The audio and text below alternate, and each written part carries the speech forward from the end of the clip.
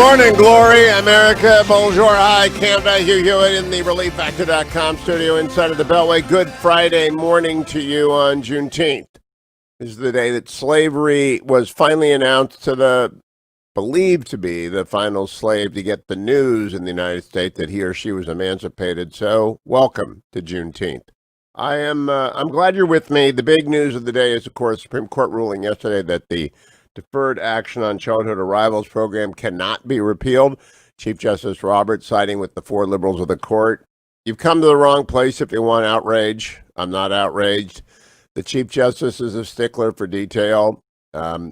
He's not my friend. I've known him a long time. I'm very proud that I've worked with him and know him and count him as a friend, but not as a close friend. And I think it's the same thing as the census case last year. A wrongly designed policy cannot be wrongly repealed. And what this underscored to me is that then Attorney General Jeff Sessions just wasn't a very good Attorney General. I mean, it's hard to swallow for some people, but they didn't do their work. And good lawyering requires good lawyering. Good lawyers who are not senators. You can be a great senator and a crappy lawyer. And I know it is convenient to kick him around. But I'm not going to be that guy. You come to the wrong place. Wait for next week. I am waiting for Our Lady of Guadalupe and the Louisiana abortion law. Those are important cases with constitutional import, though Our Lady of Guadalupe may be decided on Religious Freedom Restoration Act grounds, which is a statute. It's a statute that mirrors what was Justice Scalia's, that reverses and corrects what was Justice Scalia's greatest mistake as a justice. And yes, even the great Scalia made mistakes, which was the Smith case. And it goes to the heart of a freedom. So let me explain this for you.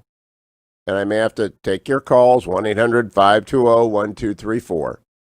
Conservatives, when they look at the court, ought to be concerned that constitutional freedoms are being protected and federalism is being protected and separation of powers are being protected. Now, some conservative critics of the two decisions this week, one on the Civil Rights Act of 1964 and what does the word sex mean, and the other on DACA, say that the court is usurping legislative function. I say the court is insisting that on the DACA case, not on the Title VII case, the 1964 Act of Civil Rights Act, but I just say the court is respecting the language of the statute in the case involving sex. And then you had Justice Gorsuch and Roberts on the same page with the four liberals. And that on the DACA case, you just have the Chief Justice saying doing it the right way. Same thing you did with census. So what do you want to do? Reelect Trump. If this is your policy, DACA will end, or there will be the legislative fix that everybody wants. At least everybody I know who's sane wants a legislative fix to allow the Dreamers to stay in exchange for continued construction of the wall. Now, the wall is being built because of court decisions, right? Did you all notice that the court upheld that part of the bargain? They're keeping in place the possibility of compromise, and they are not allowing the bad lawyering of Jeff Sessions to throw off the possibility of compromise. It's very much like the Obamacare decision in 2012. The people will decide this fall if they want Trump to negotiate with the Hill resolution of DACA, as the president tried to do in his first months of office, that allow the Dreamers to stay. And he's not going to have to campaign as Dreamers are being exported. But not exported, but being extradited. What's the word for it? Expelled. But there's another word for it. And I'm not thinking of the word. So 1-800-520-1234. You can call them and yell at me all you want. I think the Chief Justice is a great Chief Justice. I think the Chief Justice is striking a delicate balance, and he knows that conservatives want him to act more rapidly, and that the four hardcore judges, Justice Gorsuch goes back and forth. He was with, you can't tell me he's a terrible Chief Justice when Justice Gorsuch is inking the opinion on Title VII of the 1964 Rights Act. But all I have to tell you is just give it some time. The Supreme Court moves slowly. So here's the rundown. Trump's bid to end DACA blocked by the Supreme Court. That's in the Wall Street Journal, Washington Post. Recent Supreme Court decisions show it can be hard for presidents to dictate its direction. Yeah, you think so? It's always been that way. Michael Shear in the New York Times. Setback on immigration policy goal leaves Trump fuming over makeup of courts. I know the president was upset, but are you upset about DACA? I mean, really, did you lose sleep last night? Those doggone dreamers get to stay in the country. Are you really that person? I'm not. Bought us some time. It was a illegally implemented policy that has to be repealed in a legal fashion. It is that simple. And in the meantime, there might be a legislative fix, probably will be a legislative fix next year that will allow them to stay. Meanwhile, the conservative judicial project rolls on. The Senate confirmed yesterday a 38-year-old conservative for a place on the D.C. Circuit. U.S. District Judge Justin Walker, Louisville, Kentucky, he is a favorite of Mitch McConnell, joined the powerful United States Court of Appeals for the District of Columbia Circuit. Joining Naomi Rao there. It's still a Democratic circuit, but now there's another great conservative on it.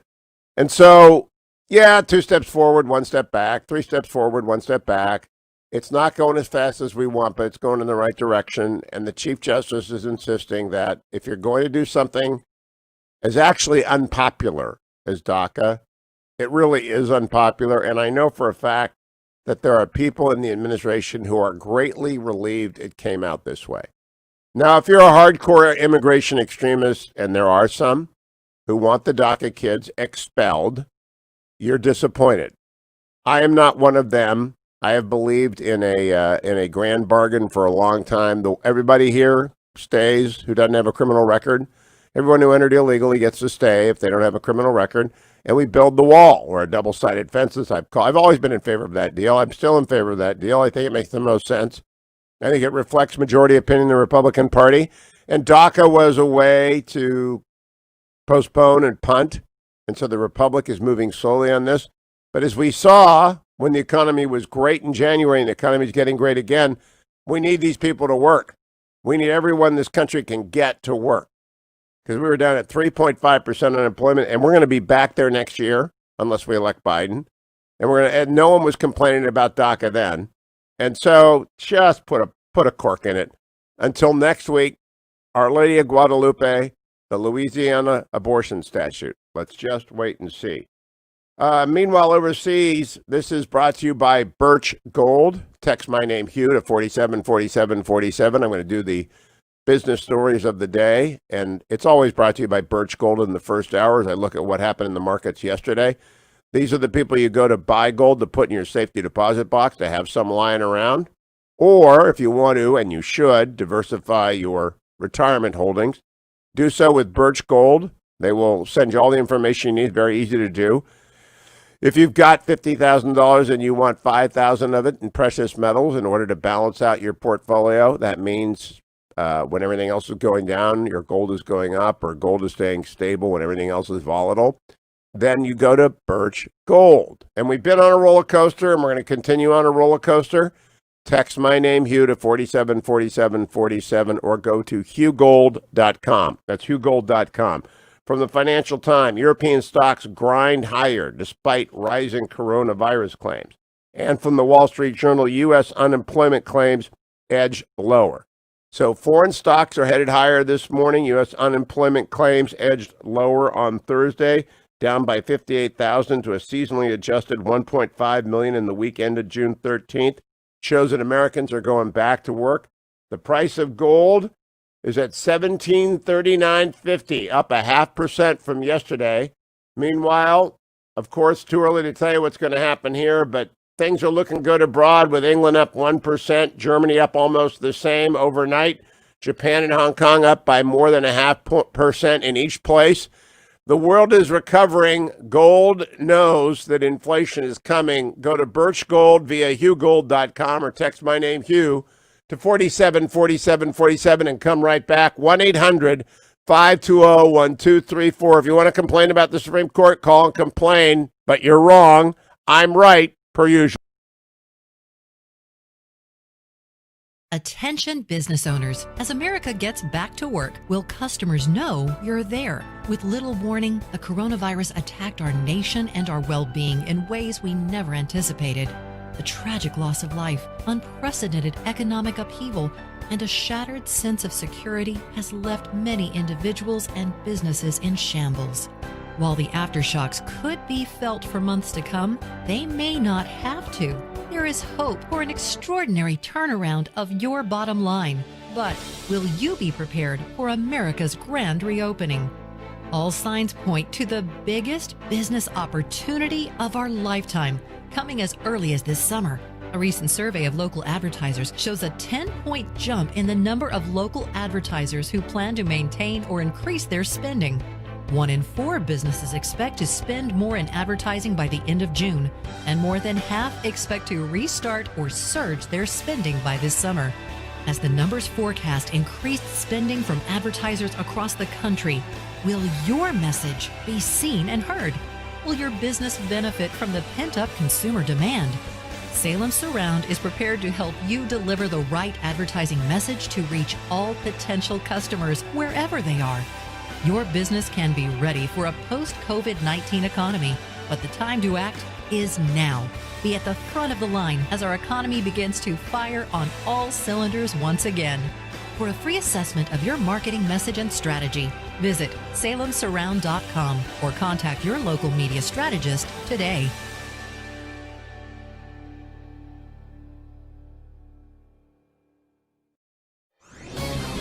This is Owen Strand for townhall.com. A call is going out now for the dismantling of the Minneapolis Police Department. The president of the city council said this when asked about what to do in the case of a break-in. Yes, I mean, I hear that loud and clear from a lot of my neighbors. And I know, and myself too, and I know that that comes from a place of privilege, because for those of us for whom the system is working, I think we need to step back and imagine what it would feel like to already live in that reality, where calling the police may mean more harm is done. There's no doubt that our cities and communities need restoration, including greater peaceful engagement between police and citizens. Yet the idea that wanting protection is privilege is not sound. In fact, it's absurd and won't restore anything. Police who act unjustly are accountable to the rule of law and must be. But there is no need to qualify what a society without police will look like. More harm will surely be done. May coming days bring greater safety and meaningful restoration. I'm Owen Strand. ADF, fighting for those whose religious freedom is being violated. Trending now on the Dennis Prager Show. I have said that the 2016 election was the most important, and even more important than the 2020. Now I'm thinking 2020 is as important as 2016. Not because of the re-election of Donald Trump, which I think is very important, but because the left will come into power. The left could have both houses of Congress and the presidency, and that would go very far in ending free speech in this country, which is already threatened beyond anything in American history. But my heart breaks for the lack of celebration of America, for the celebration of those who hate America. Antifa takes over a police station in Seattle, and a 6-block area declares itself independent from the United States. Can you imagine if right-wing people took over a central place in Seattle and declared it independent of the United States, the calls for immediate action to take it down? Can you imagine? We are going to create a pro-life 6-block area. Imagine that. Keep up with what's trending. Subscribe on YouTube today.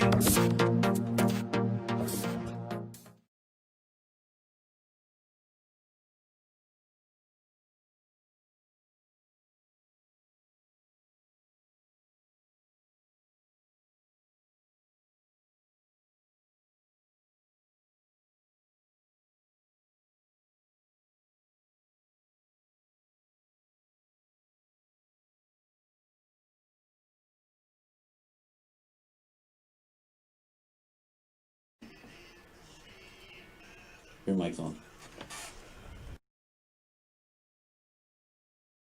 Welcome back, America, and welcome back, Bob Dylan. Rough and Rowdy Ways is his new album released today. I'm looking at the review of it in the New York Times by John Parles. Latter-day Bob Dylan is for diehards. His voice is tattered and scratchy, not always bothering to trace a melody. His lyrics can be cryptic or throwaway when they're not downright bleak. His music is adamantly old-fashioned. He's not aiming to ingratiate himself with anyone. But for those who have stuck with him this far, his new album, Rough and Rowdy Ways, is at once a summing up and a taut, equal parts death-haunting and cantankerous. Quote, today and tomorrow and yesterday too, the flowers are dying like all things do, he sings on this album, which begins in, I contain multitudes. Which one is this, Adam? This is called False Prophet.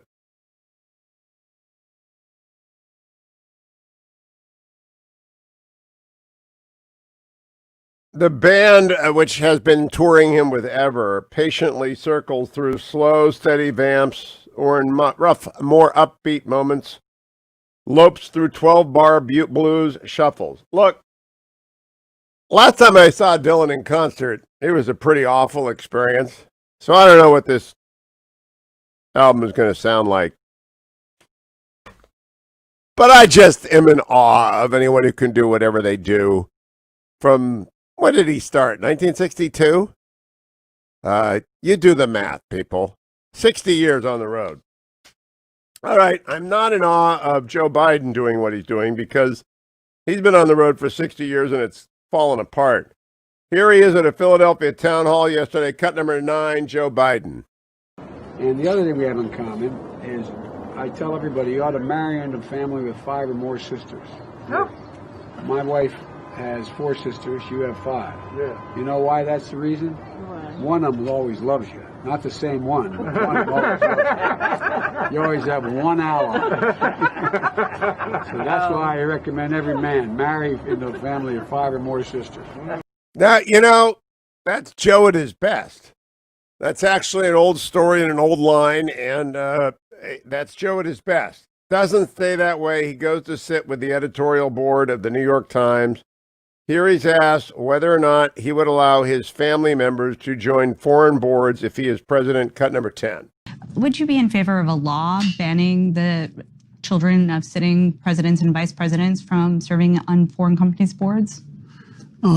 The answer is I hadn't thought of it that way, but I don't think I would be opposed to it, except if what happens if there's now it wouldn't apply to my family, but what happens if somebody's son or daughter has long been a member of a board of a major corporation that has that's international, a multinational corporation? It could be counterproductive, but I don't. Look, as I said, looking back on it, Hunter has indicated that he thought it was a mistake to do what he did, to get on the board, although no one's indicated he's done anything that was illegal or wrong. So he wasn't asked about Hunter, but he got to Hunter. He was asked about serving on foreign boards, and he doesn't know what he's talking about. Then he's asked about busing, and this is a shock to everyone. Joe Biden asserts that he did not change his views on busing, cut number 11. No, not on race or busing, because, you know, I think you've all been kind of shocked how much black support I have. Overwhelming black support in my home state. Overwhelming black support with the Black Caucus. Overwhelming black support with the black community because they know me. And I've never been ashamed of anything I have done. I've fought for the African-American community and fought for them my entire career. And then he gets asked, well, his phone rings. Listen to this, cut number 12. So how do you convince younger voters that you're the person to help move the party into the future? So that's a bit of nostalgia. No, by the way, that's just so you know, my message isn't that I'm going to return to the Obama era. My message is twofold. Number one, the next president of the United States, I think you'd all have to admit, is going to have to be able to do two things. What the hell's that? Someone's phone. Call. It was Joe Biden's cell phone. Honest to goodness. Joe Biden. Go ahead. He comes out once in a while. Go ahead.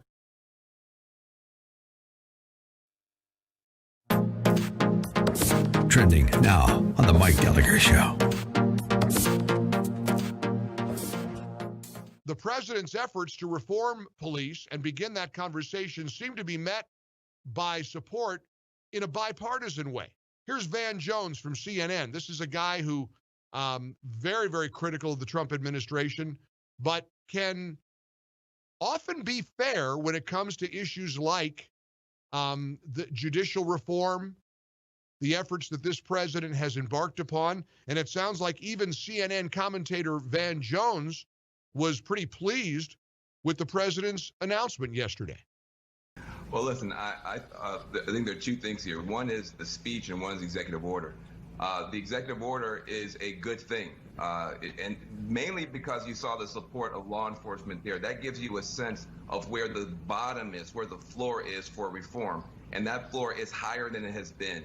There is movement in the direction of a database for bad cops. We've never had a federal database for bad cops. That's why these cops go all over the place doing bad stuff. The idea that you're going to have de-escalators now alongside cops so you can talk people down and not shoot people down. The chokehold, that's common ground now between Pelosi and Trump. So you see good stuff there. There's good stuff there. The Republicans are announcing a package that enacts police reform as well. We're having that important movement right now, and it's going to happen. The truth of the matter is you got two sides politically. You got the law and order side, and you've got the face of lawlessness and rioters and looters and violent people. Keep up with what's trending. Subscribe on YouTube today. Trending now on America First with Sebastian Gorka. Pay attention to Jake Tapper being an unbiased, objective journalist. Video cut 3. There is one group of generals, however, that the president is standing firm with. Dead, racist losers. More specifically, the Confederate commanders, after whom 10 Army bases are currently named. Days ago, the Pentagon said that they wanted to begin a bipartisan conversation about renaming these 10 bases, but the president shut that down. He wants to continue to honor them. The president is standing with dead racist. Can you pivot losers. the camera to your... You mean Democrats, right? Because those statues are of Democrats. Those army bases are named after Southern military leaders. But here's the question, Jake. Did you say that about Obama? Did you say that about Clinton? Because guess what? Fort Bragg was Fort Bragg for a long time. Those statues to Southern generals, correct me if I'm wrong, but they weren't erected in the last 3.5 years, you hack. They've been there for decades. But now this president is standing with racist losers. Why wasn't Obama standing with racist losers? Why wasn't the former governor of Arkansas accused of standing with racist losers by you? Because you're not a journalist. You're a hack. You are the personification of fake news. Keep up with what's trending. Subscribe on YouTube today. Trending now on The Larry Elder Show. A lot of people wanted to misunderstand it and say he promoted violence, but you have just shown the world that that's not true. And, you know, Alvita, what I hear is he evolved on the issue of violence, later on realized it was an effective tool. To that, I say BS. I want to know what you thought of that. It's just not true. Mm-hmm. Martin Luther King Jr. has been nonviolent his whole life. As a matter of fact, out of his 3 siblings, he was the one most likely when anything else was happening in the community, he would be the one to always remind them that the best way to handle that was violence. Now, Alveda, I've never asked you this, and if you don't want to respond to it, I've got no problem. We can move on. But was there friction between your uncle and Jesse Jackson? There was friction. A lot of people do know it. Most people didn't. However, Jesse was more black power, and Martin Luther King was nonviolence, and so they did have discussions of that sort. Jesse probably a little younger than Martin, of course, Uncle M.L., but my uncle, Martin Luther King Jr., was promoting violence, not only as a method, because remember, he was a Baptist preacher. Right. And because he was a Baptist preacher and he followed Jesus Christ, some of that came from that as well. Keep up with what's trending. Subscribe on YouTube today.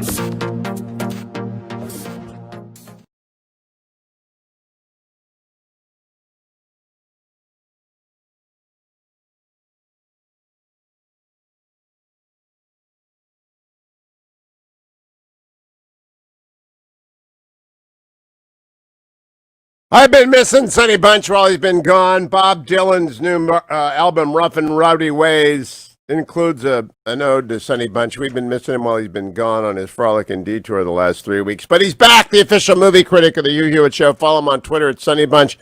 Hello, Sonny. Hi, Hugh. How are you? I am terrific. Are you in Dallas or are you back inside the Beltway?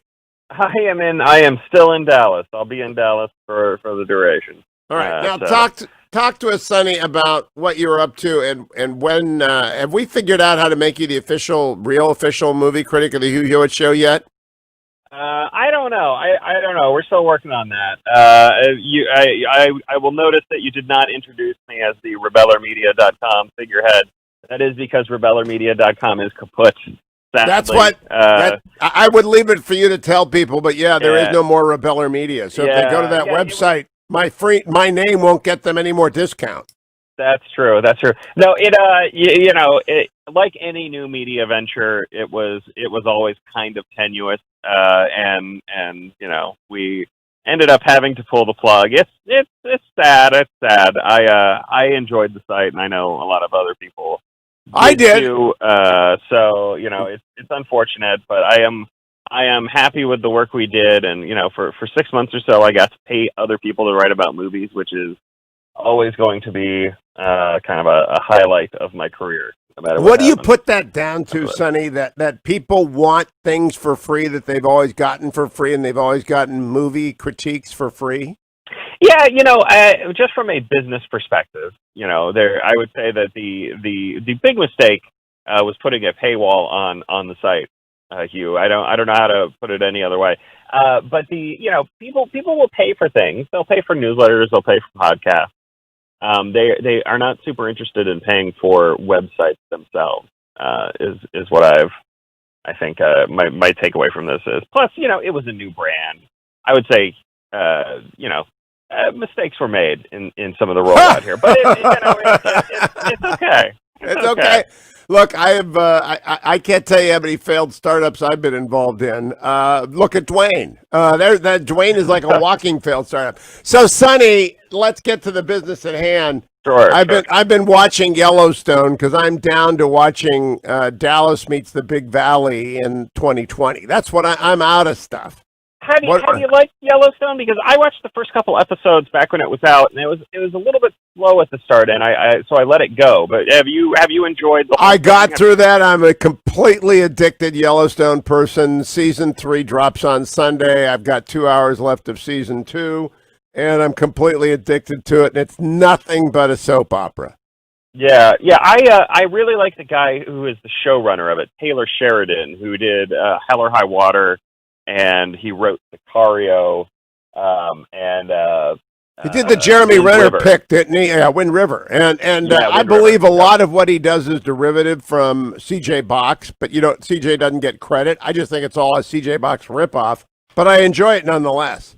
Yeah. I'll have to take another look at Yellowstone because I've heard good things, and like I said, I checked out after a couple of episodes and didn't get back into it, but. So what are you telling us to do? We need help. Well, I do want to. I want to talk for 1 minute about the business of Hollywood, because we do have some news on the theater front. Oh, tell us.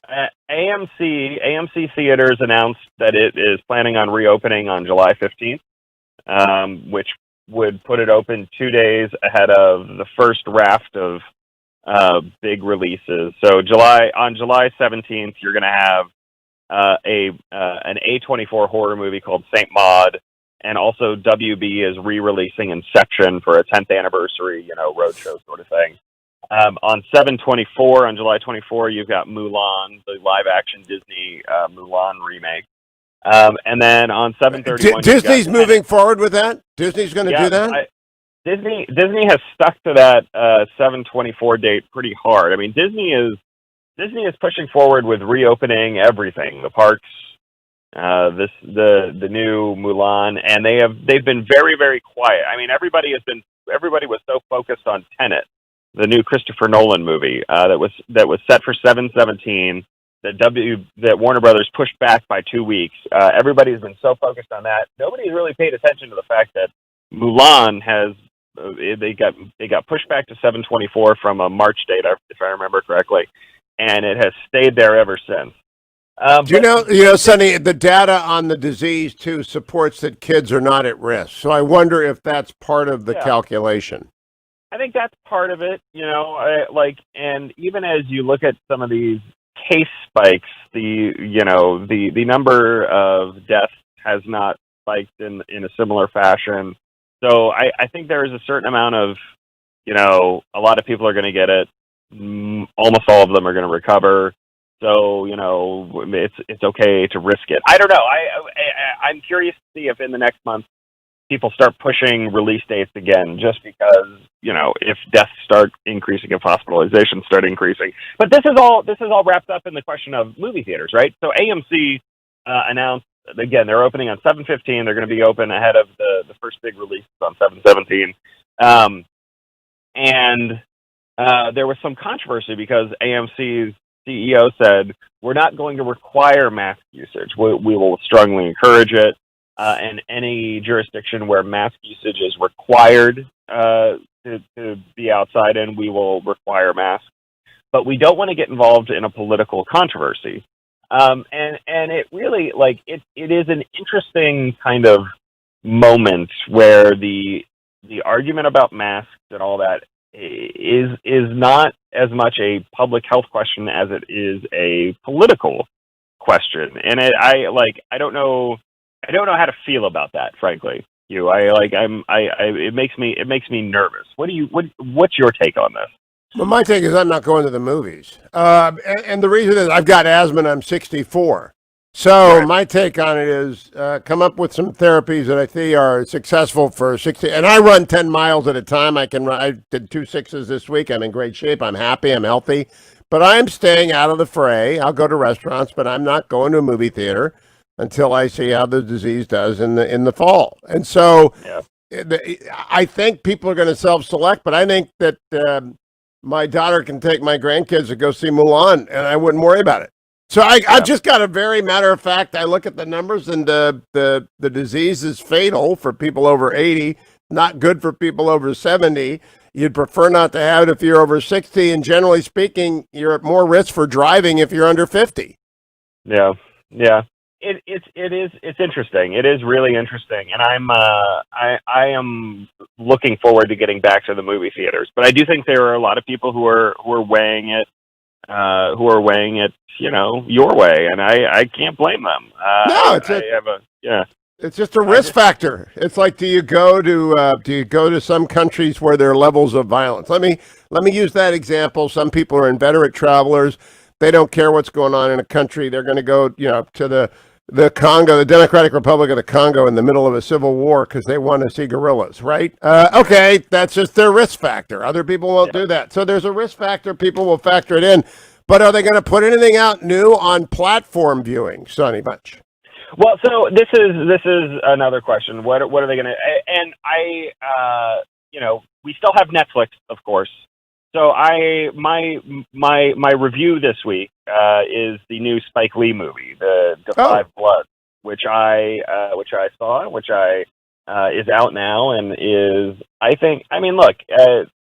So Da 5 Bloods, it stars four Vietnam veterans who are played by Delroy Lindo, Clark Peters, Norm Lewis, and Isaiah Whitlock Jr. They go back to Vietnam to track down the body of their unit leader, who is played by Chadwick Boseman, the Black Panther from the Marvel Cinematic Universe.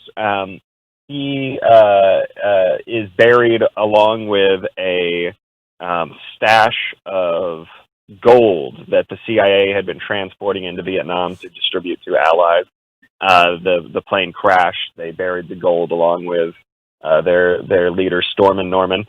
This movie is nominally, I will say nominally about going back, finding the gold, and trying to get it out of country again. Now, of course, it's a Spike Lee movie, so what the movie is really about is race in America. That is, his bread and butter. It comes at an interesting moment. I have always had my problems with Spike Lee's kind of mixing of formats. My big problem with BlacKkKlansman is that it has this pretty interesting story that is in and of itself, about race in America and all that. But then he layers in these kind of cutaway, lecture-y type things that are designed to kind of distract from the main part of the film, and they're a bit more didactic. And I don't mind Spike Lee when he's didactic. The movie Chirac, for instance, is very good and very cinematic, but also sticks to one format the whole time. Chirac was a movie set in Chicago about it's essentially based on the old Greek play about the sex strike to stop war, except for this it's street violence. And it was again, it's very that movie was very over the top, but it was over the top the whole way through, so I dealt with it fine. I like that. It's when he kind of jumps back and forth between this didactic. So what is 5 Bloods? So Da 5 Bloods is in that kind of mode where he's flipping back and forth between storytelling and didacticism. I don't love it, but I did like it. I do like this movie. It is incredibly well acted. Delroy Lindo plays one of the guys who heads back, and he is just magnificent in this movie. Delroy Lindo I've always been a big fan of, and you basically only see him in smaller parts. David Mamet's Heist, for instance, the Gone in 60 Seconds remake. He's very good in that. The first time I remember seeing him was in Congo, of all movies, which is not a great film, certainly, but he is very good in it. So the 5 Bloods gets us. We got 1 minute, so that gets the thumbs up. The 5 Bloods gets a thumbs up. I know that a lot of people, certainly a lot of conservatives, are going to watch this and kind of roll their eyes and be annoyed by it. But I think it's a good movie. It's a powerful movie, and it is very much of our moment. All right, well, more ahead next week as Sonny Bunch is back, and follow him on Twitter in the meantime at Sonny Bunch, and follow us. Hopefully we will get the Sonny Bunch podcast up and running here shortly. The contracting department at my company and the contracting department that is Sonny Bunch apparently love to negotiate as opposed to execute. So we'll get that done eventually. Sonny, thank you. Time for ReliefFactor.com, making my weekend drive. With the fetching Mrs. Hewitt, need my good 4 hours both ways on Friday and Sunday. That means I need my Relief Factor. This is stone cold coffee. Honest to goodness. That's just drinking tea. I don't know what that is. That is terrible. But the ReliefFactor.com went down. Icarian and curcumin, resveratrol, and omega. Those are the 4 ingredients that make you through your weekend. This is Friday. You're getting ready for a summertime holiday extravaganza. Enjoy it. Make it your own. Get going and enjoy. But make sure you take your Relief Factor before you engage in all those things that you're going to be doing all weekend long, whether you're back out on the trails and byways of wherever you live, on a bicycle, back into the pool. Some of the pools are reopening. Remember, ReliefFactor.com. Tarzana Joe is next, America. Stay tuned. Portions of the Hugh Hewitt Show are brought to you in part by the Job Creators Network Foundation.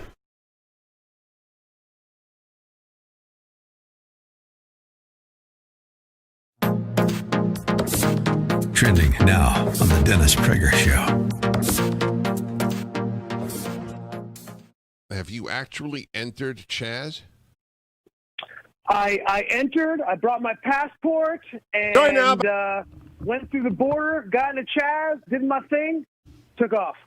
So yes, I entered the Republic of Chaz, now known as Chop. I think they realized the name Chaz was so stupid and sounded like a this is sweet jazz coming at you. And they changed it to Chop. It sounds rougher and tougher. CHOP? Yes. It's now called Chop? Chop. Is that the fastest change of a country's name in history? Yeah, I think it took a long time for Rhodesia to go to Burma to Myanmar, like it took centuries. This is remarkable. So you went to Chaz/Chop. Is it now, in all seriousness, can anybody enter? Yeah. So anybody can walk in. There's this notion of doing ID checks that doesn't really exist. Look, the truth is that the veneer of this place, and we'll call it Chaz because it's a funnier name, sounds funnier on the radio. But the veneer of this place is, in fact, one of like a carnival party atmosphere, right? There's free food and there's kids and there's, people walking around and having a good time and blowing bubbles. When you walk in, it does seem like a street fair. To be honest, that is what it looks like. But like anything on the left, if you begin to just scratch the veneer a little bit, the ugliness starts to come out, which is obviously what I do for a living. That's how I make that's how I make my bones. And that's what I did, scratch the veneer. And you then saw the ugliness starting to come out. Keep up with what's trending. Subscribe on YouTube today.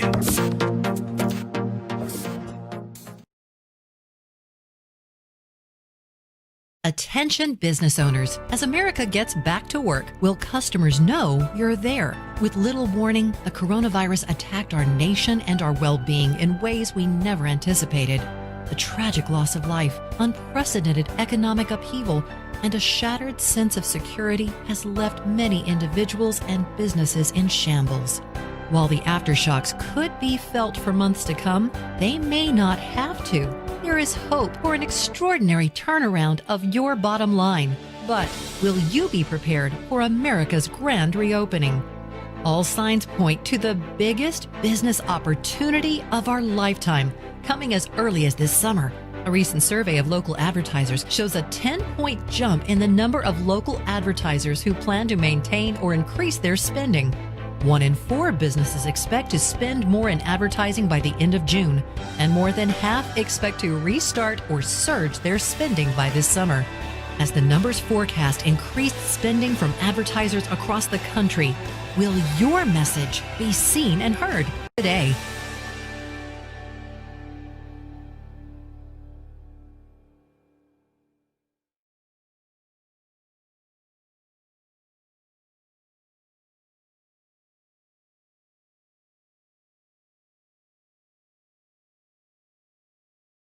Joined now by the poet laureate of the Hugh Hewitt Show, Tarzana Joe. Good morning, Joe.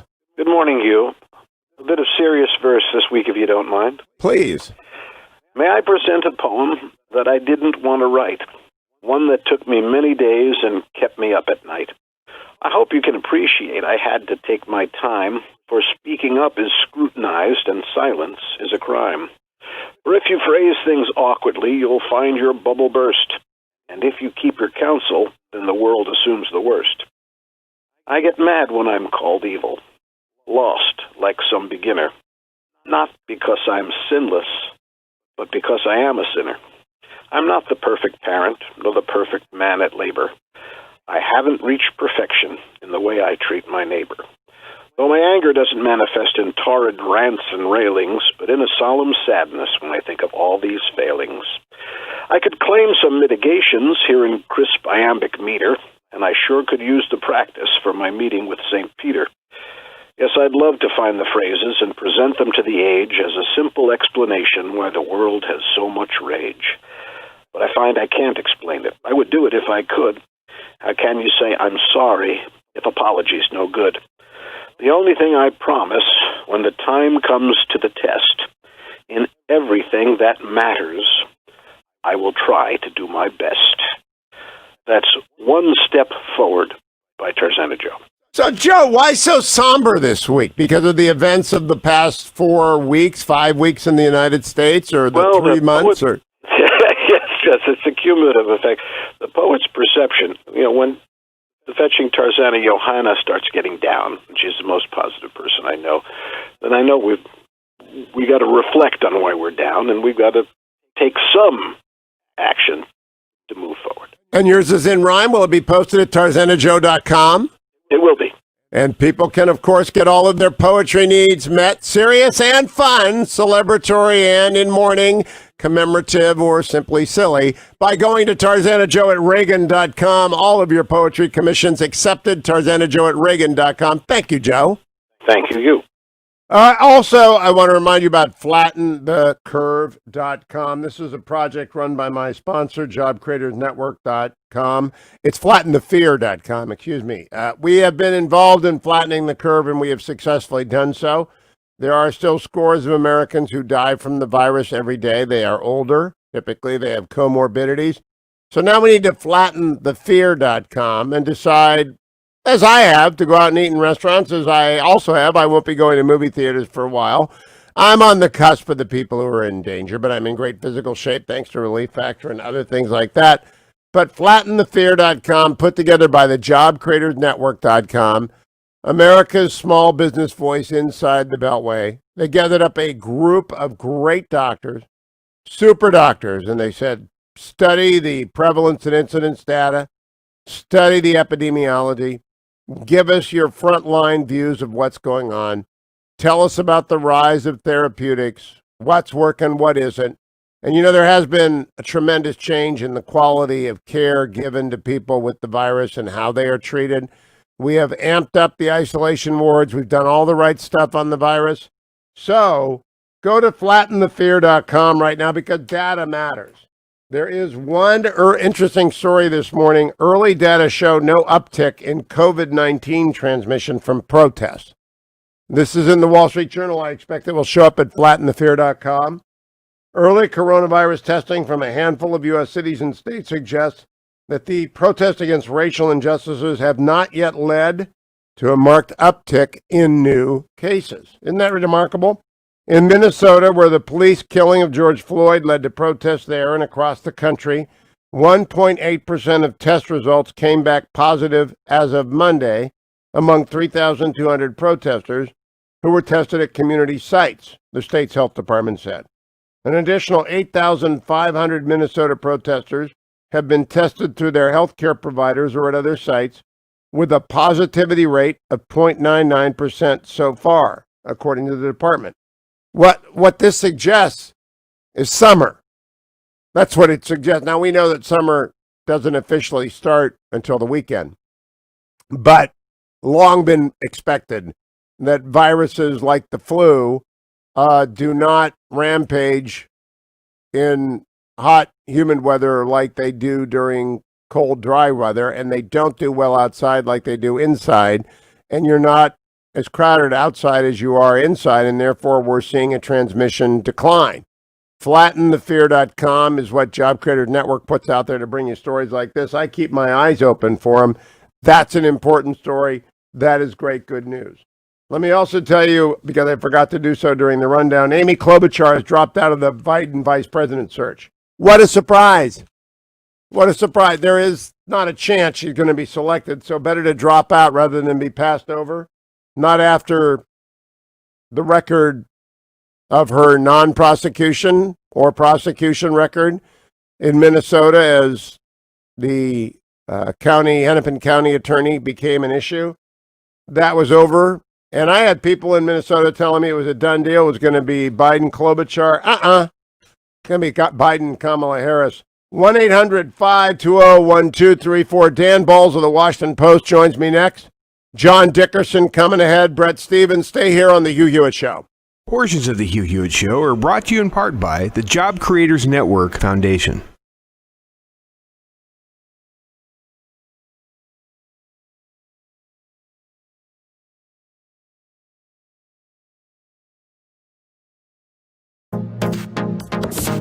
Trending now on the Eric Metaxas Show. And this is really apt for the times that we're living in, okay? I think a lot of people are going to get a lot out of this letter. He says, my great-great-grandfather was the governor of New Hampshire. His youngest daughter was adopted by the family Key. Frances Scott Key helped her win her inheritance, and she moved from slave Kentucky to free Ohio. She built 4 houses and gave those houses and freedom to her slaves. Frances Scott Key, who wrote the national anthem, and you're telling me that this woman, who is Jacob's ancestor. So one of her grandsons died in the Battle of Shiloh. So this is what Jacob says. He says, no white guilt for me. Furthermore, people who say that the national anthem is racist are lying about my abolitionist adoptive families. Now, what's really interesting about this letter, it was accompanied with a photograph, an actual photograph of her grave, and this is what's carved in stone on his great-great-grandmother's grave. Or his Now, hang on, I'm sorry. This is the woman, this is Jacob's ancestor, who you said moved from a slave state to a free state. And what did this woman do again? She bought 4 houses and she freed her slaves and gave them her houses to live in so that they would not be living in slavery, but they would be free people. Okay? And he sent a photograph, and it's the tombstone of Nancy Ann Sullivan Key Trunnell. That's her name. This is her tombstone. This is literally carved on the tombstone. Okay, there's a picture of it here. What she said to her slaves, poor little creatures, you shall never be sold into slavery. I will take you to Ohio, get you houses, and set you free. Keep up with what's trending. Subscribe on YouTube today.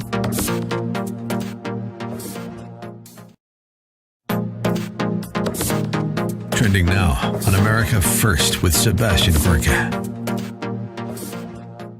Pay attention to Jake Tapper being an unbiased, objective journalist. Video cut 3. There is one group of generals, however, that the president is standing firm with. Dead, racist losers. More specifically, the Confederate commanders, after whom 10 Army bases are currently named. Days ago, the Pentagon said that they wanted to begin a bipartisan conversation about renaming these 10 bases, but the president shut that down. He wants to continue to honor them. The president is standing with dead racist losers? You mean Democrats, right? Because those statues are of Democrats. Those army bases are named after Southern military leaders. But here's the question, Jake. Did you say that about Obama? Did you say that about Clinton? Because guess what? Fort Bragg was Fort Bragg for a long time. Those statues to Southern generals, correct me if I'm wrong, but they weren't erected in the last 3.5 years, you hack. They've been there for decades. But now this president is standing with racist losers. Why wasn't Obama standing with racist losers? Why wasn't the former governor of Arkansas accused of standing with racist losers by you? Because you're not a journalist. You're a hack. You are the personification of fake news. Keep up with what's trending. Subscribe on YouTube today.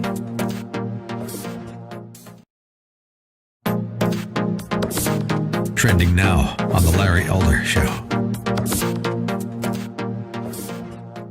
My guest is Peter Kirsanow, author of Target Omega. Also has a sequel called Second Strike. He practices and teaches law, longtime member of the U.S. Civil Rights Commission. Peter, what is your opinion of these protests going on right now in the streets?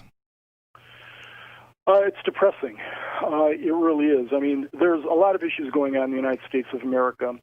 My own view is that, look, we need to do whatever we can to make sure that we get rid of cops that are not doing the job properly, who are being abusive, engaged in brutality. I'm all for reforming that, but the fact of the matter is that the current narrative is not supported by fact. Blacks are actually slightly less likely to be shot by cops than are white suspects similarly situated. There have been several studies on this. Maybe the most notable one is the Harvard study, where the researcher, Roland Fryer, who's also black, fully expected, from everything I understand, I don't know him, but I've read accounts of his study, fully expected that what he was going to find pursuant to his data was that it would support the narrative that blacks are being disproportionately shot by cops. And the data showed that's not true. Now, it wasn't overwhelming. There was only a slight number of more whites being shot than blacks by cops. But there are other studies. The National Academy of Science, I believe, is the study that has whites shot at a twice greater rate than blacks similarly situated. And there are other studies similar to that. Keep up with what's trending. Subscribe on YouTube today.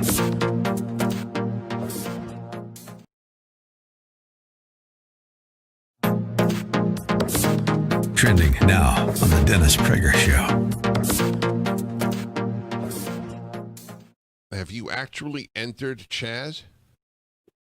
I entered, I brought my passport, and went through the border, got into Chaz, did my thing, took off. So yes, I entered the Republic of Chaz, now known as CHOP. Then they realized the name Chaz was so stupid and sounded like a this is sweet jazz coming at you. And they changed it to CHOP. It sounds rougher and tougher. CHOP? Yes. It's now called CHOP? CHOP. Is that the fastest change of a country's name in history? Yeah, I think it took a long time for Rhodesia to go to Burma to Myanmar, like it took centuries. This is remarkable. So you went to Chaz/CHOP. Is it now, in all seriousness, can anybody enter? Yeah. So anybody can walk in. There's this notion of doing ID checks that doesn't really exist. Look, the truth is that the veneer of this place, and we'll call it Chaz because it's a funnier name, sounds funnier on the radio, but the veneer of this place is, in fact, one of like a carnival party atmosphere, right? There's free food, and there's kids, and there's people walking around and having a good time and blowing bubbles. When you walk in, it does seem like a street fair. To be honest, that is what it looks like. But like anything on the left, if you begin to just scratch the veneer a little bit, the ugliness starts to come out, which is obviously what I do for a living. That's how I make that's how I make my bones. And that's what I did, scratch the veneer. And you then saw the ugliness starting to come out. Keep up with what's trending. Subscribe on YouTube today. America has been doing some soul searching lately. Perhaps you noticed. We're examining what's right with America and what can be made better. No other country does this kind of introspection better than us. Some of what we found we don't like and will change. Every life has the right to be treated with dignity and respect. That includes our law enforcement as well as every skin color. We've been through this before in America, and we always came out stronger. We will this time too. Our hosts will make sure of that.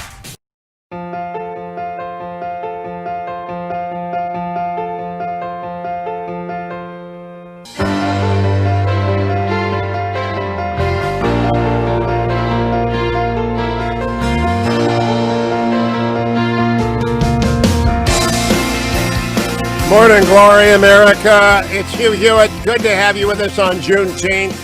We recognize the end of slavery in the United States.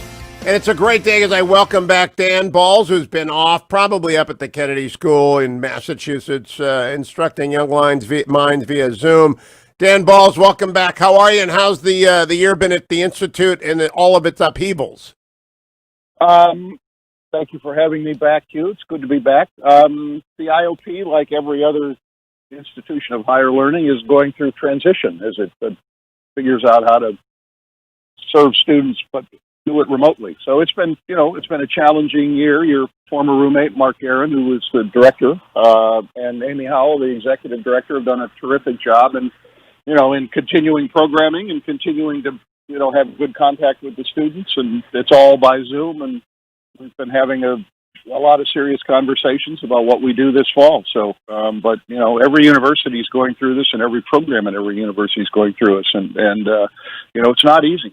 You mentioned my pal Mark Aaron. He's probably my closest friend in the world, godfather to my son. And Mark is doing what every educator is doing, and you are on the front line teaching, which is how do I make the experience valuable to students in an unusual age? And I think it really does involve adapting at any moment to whatever opportunity arises. And I'm sure you've been doing that, Dan. Did you stay in residence in Boston, or have you been commuting? No. In fact, I'm sheltering at home. I mean, we're under a shelter, and my full-time work is still the Post, and so we were told on March 10th, leave the newsroom as of tomorrow, and we'll let you know when to come back. So I've been working at home since March 11th. Have not taken a single trip since then, which for me is, I can't remember the last time I went, 3 I usually see you in airports. That's why I see Dan Balz in airports. So I have not been on a plane in 3 months, and I don't know when I will get on a plane. I don't know what I'll do about the conventions. I mean, it's just it's a strange time. I should say, Hugh, I'm not teaching up there. I mean, my work is really to work with people like Mark Aaron on kind of governance issues at the IOP. So I can't take any credit for some of the work that they're doing teaching. But we've done programming via Zoom. We just had a really good one last Monday night with Cornell Brooks, conversation on kind of where we are on race in America, and just a lot of good stuff. And we've got some good ideas for the fall. And you are still doing great reporting. I want to come to this article. Anyway, go ahead. Yeah, Trump campaign makes pitch for fourth debate with Biden amid declining poll numbers. Now, I'm not worried about poll numbers because it's just impossible to say where we'll be given the virus and the economy. But I would want 4 debates, and I have been arguing, Dan, in the pages of the Post, over in the op-ed pages for 9 months, that the debate commission is old hat, and that Biden ought to name a moderator, Trump ought to name a moderator, and those 2 moderators ought to agree on a third. It's the arbitration panel. And let's get some variety. Let's get some life in this old town and get this thing brought into this millennium. And I notice that the debate commission is always reluctant to give up power that it doesn't own by law but by custom. But I'm done with that custom. What did you hear when you were talking to people? I'm just done with the same old because it's just rigged against my party, in my humble view.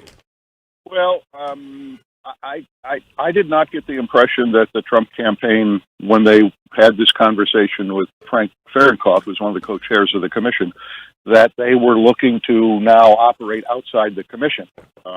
They had, I won't say threatened, but they had talked to the commission earlier this year and indicated that they weren't sure they wanted to do debates or have the commission involved.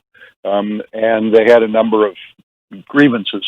But yesterday, it was really 2 things. One was they wanted an earlier debate than the one that's scheduled now for late September.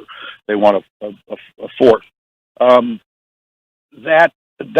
the way that the debate commission has operated is if the 2 campaigns come to them with a with a joint proposal, if you will, which is to say we both would feel an earlier debate in addition to everything scheduled would be good. The commission would try to make that happen. It's not as easy as it sounds, and that's because scheduling around television's primetime programming and sports programming has always been difficult. And in addition to that, the Jewish holy days that are in the fall, that has always been a challenge. Now we know that sports are not going to be what they have been this fall, or it seems unlikely. So that's a little bit less of an issue. But the Biden campaign responded basically, whatever the commission decides will show up. But they didn't say, yeah, we're ready for a fourth debate. So I think we're a ways away. On the issue of moderators, there is some history on this. And one of the reasons that the commission holds the power, if you will, to name the moderators and guards that jealously is that prior to the existence of the commission, the two campaigns, this may have been back in '84, kind of did preemptory challenges on each other's lists, and they went through, I was told yesterday, they went through 170 names before they finally could agree on moderators. I don't think either campaign would agree to a moderator chosen arbitrarily by the other campaign. There has to be some agreement. And what I was told was that that Fahrenkopf's position was, we will pick the moderators, but it is not in our interest to pick moderators who are going to be offensive to one side or the other. In other words, they're not going to go out of their way to pick somebody who's going to be really hostile to Trump or really hostile to Biden, and they're looking for people in the media as moderators that would satisfy both campaigns. It could be tougher this year than it's been in the past, but that's their goal. With all due respect to Mr. Fahrenkopf, who I do not know, all right, I just don't know him. He was born in 1939. He has no more business picking a moderator for Gen X and the Millenniums and their future than any other person born in 1939. It is time to give over. This is an old commission made up of people who, remember their good old days talking to Truman. And, it's just, Dan, from your time at IOP, the world has changed. Our world has changed. Our broadcasting world has changed.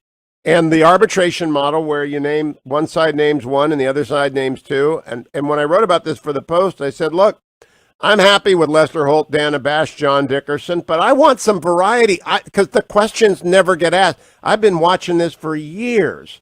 I was a participant in 2016. The stuff I want asked never gets asked. And that's because the media, and I'll leave this to you to comment on, not intentionally, it just is left of center collectively. Well, I think, let me respond to, let me not take on that question directly because we could have a long conversation about that.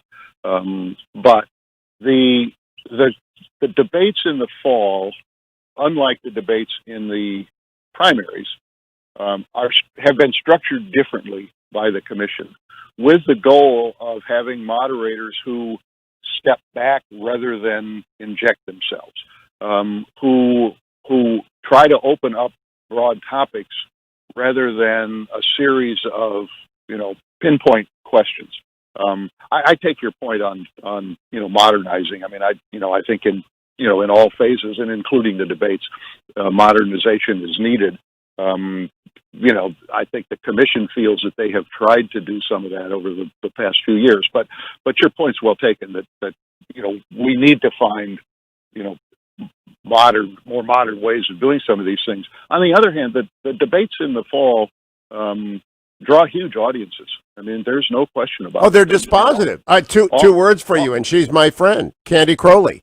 And another word for you, 80-year-olds working Zoom. You've seen 80-year-olds working Zoom, and you saw Candy Crowley. I don't have a case. I don't have to argue this case. Everybody in America agrees with me except the debate commission because they're invested in their power.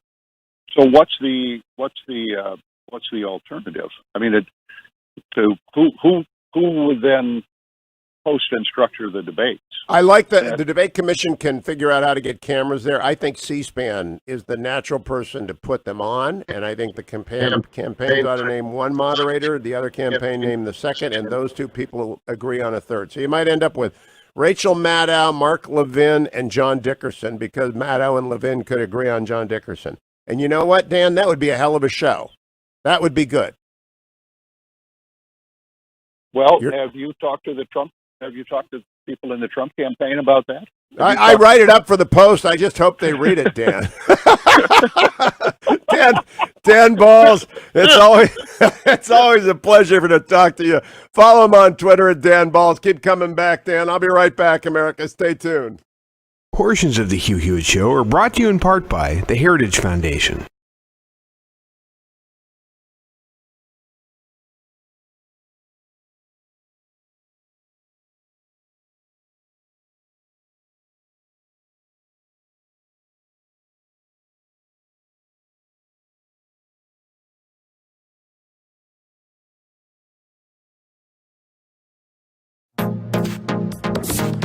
Trending now on America First with Sebastian Gorka.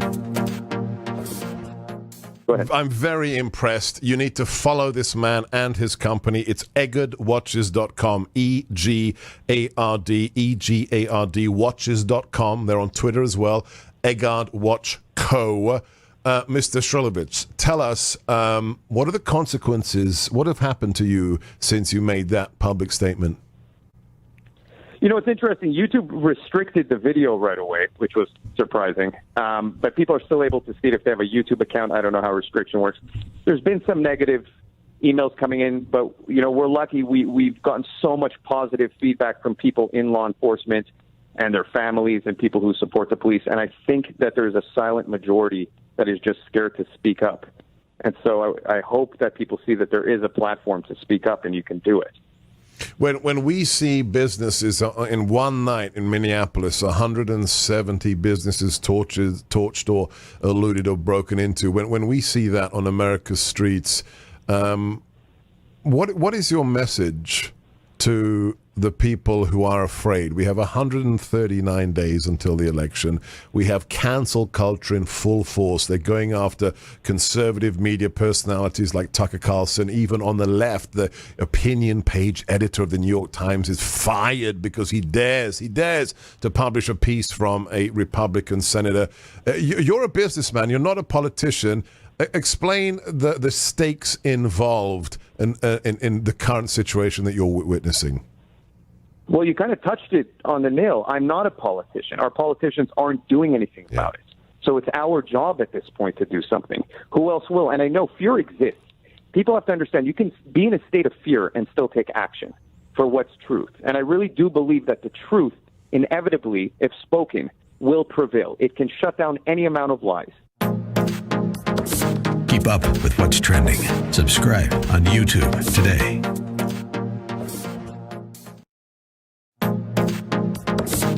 Trending now on The Larry Elder Show. A lot of people wanted to misunderstand it and say he promoted violence, but you have just shown the world that that's not true. And, you know, Alvita, what I hear is he evolved on the issue of violence, later on realized it was an effective tool. To that, I say BS. I want to know what you thought of that.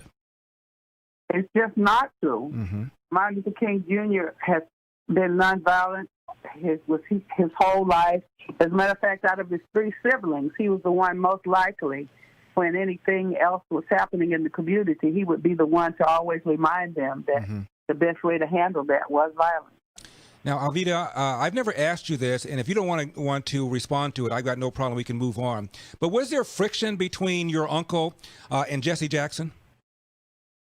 There was friction. A lot of people do know it. Most people didn't. However, Jesse was more black power, and Martin Luther King was nonviolent, and so they did have discussions of that sort. Jesse probably a little younger than Martin, of course, Uncle M.L., but my uncle, Martin Luther King Jr., was promoting violence, not only as a method, because remember, he was a Baptist preacher. Right. And because he was a Baptist preacher and he followed Jesus Christ, some of that came from that as well. Keep up with what's trending. Subscribe on YouTube today.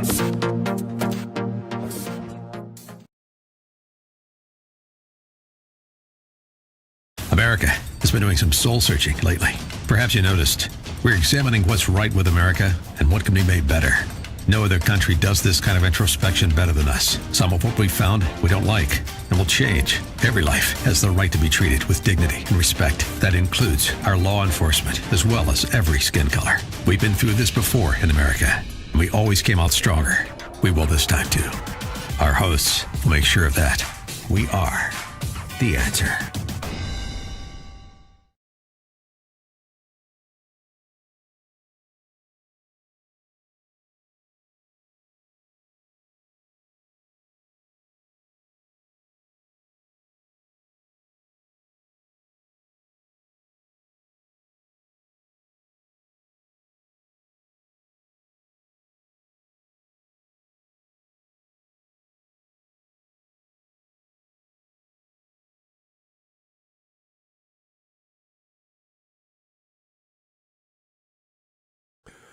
Welcome back, America. Bob Dylan's brand new album, Rough and Rowdy Ways, is not going to have any rising on the charts with a bullet. Not going to happen. But it's vintage Dylan ballads, what Dylan does.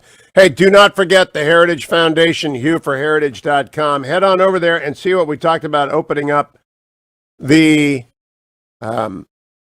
country quickly.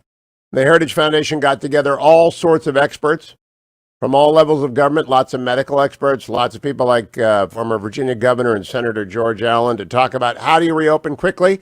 It's all in a commission report, the Coronavirus Reopening Commission, the executive summary of which is available to you at HughForHeritage.com. Go and get it today. I am reading from the Financial Times headline, Pompeo castigates Bolton as a traitor. Mike Pompeo, the U.S. Secretary of State, has hit out at John Bolton, calling his former colleague a traitor and accusing Donald Trump's ex-national security advisor of lies in his new memoir. John Bolton is spreading a number of lies, fully spun half-truths, and outright falsehoods, Mr. Pompeo said about the room where it happened. Mr. Bolton's new book that is scheduled for release next Tuesday. In a statement headlined, I was in the room too, Mr. Pompeo said it was both sad and dangerous that John Bolton's final public role is that of a traitor who damaged America by violating his sacred trust with its people.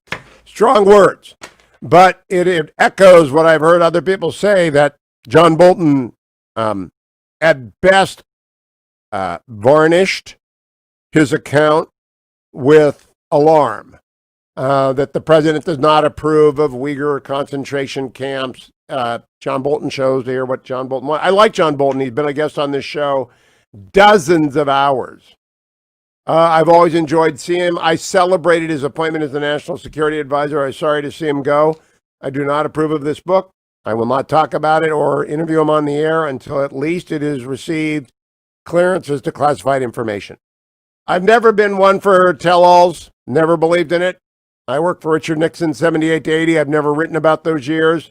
Worked for him again in 89 and 90, never written about those years. Worked for Ronald Reagan. You've never heard me say a word about what we discussed. I have alluded to the fact I work for 2 attorney generals as their special assistant involved in Foreign Intelligence Surveillance Act matters.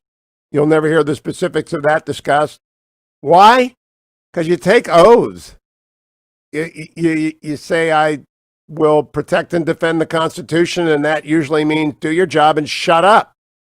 Now, I've helped people write memoirs, and legislators are not bound not to criticize, and I can comment on anything that's in the public domain. I just don't like memoirs which are tell-alls. Now, I read memoirs. I'm reading Bob Gates' new book, which will have anecdotes in it. I'm sure he submitted it for the review of the appropriate authorities to make sure that we do not give away any methods or source.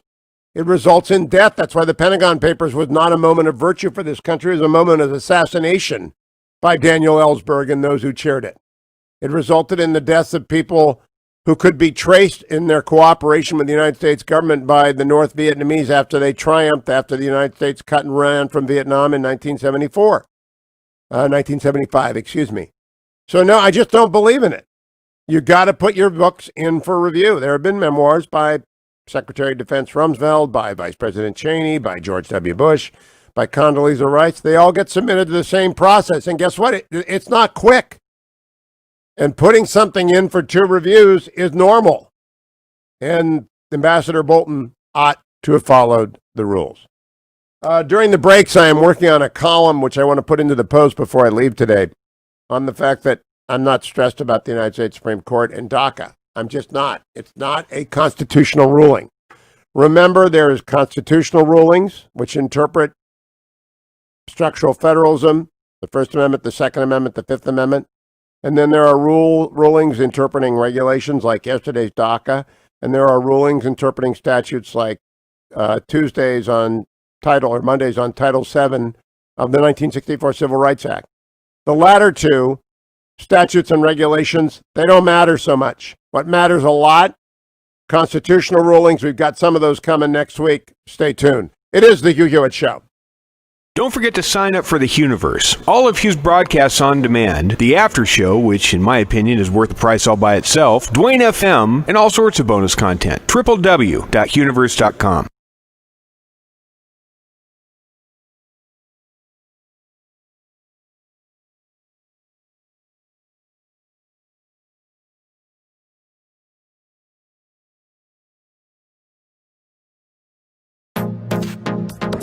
Trending now on the Mike Gallagher Show.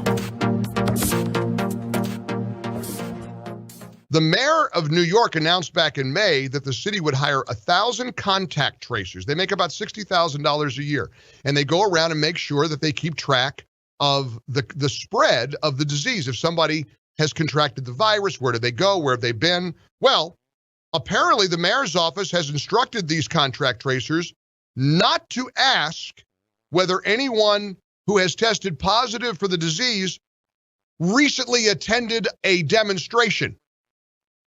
That's right. They are literally saying that instead they'll ask COVID positive individuals general questions to help them recall contacts, but no person, according to the mayor's spokesman, Avery Cohen, no person will be asked proactively if they attended a protest. Well, I bet you they'll be asking a bunch of Trump supporters if they go to Tulsa where they've been, huh? Insanity. Insanity. All of it has been insane. Keep up with what's trending. Subscribe on YouTube today.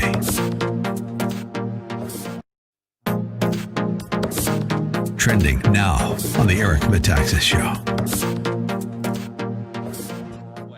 Folks, welcome back. I'm talking to Charlie Kirk. Charlie, this president, seriously, I mean, the other day he held a Bible in front of St. John's Church, and they piled on as though he had held up Mein Kampf.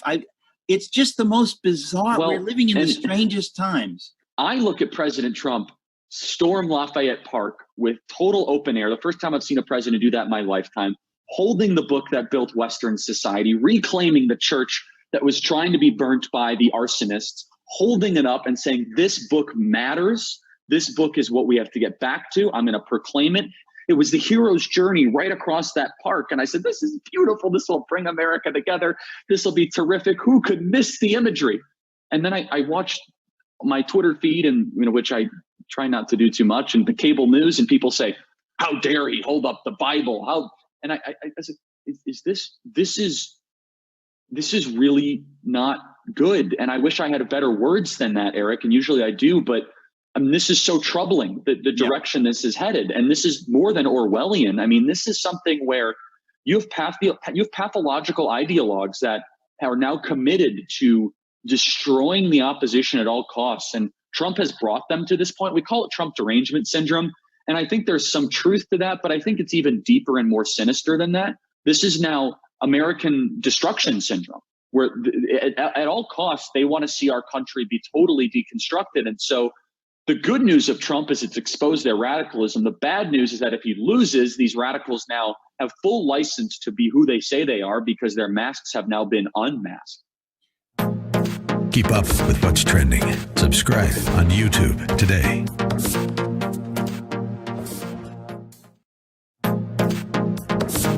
Trending now on the Larry Elder Show.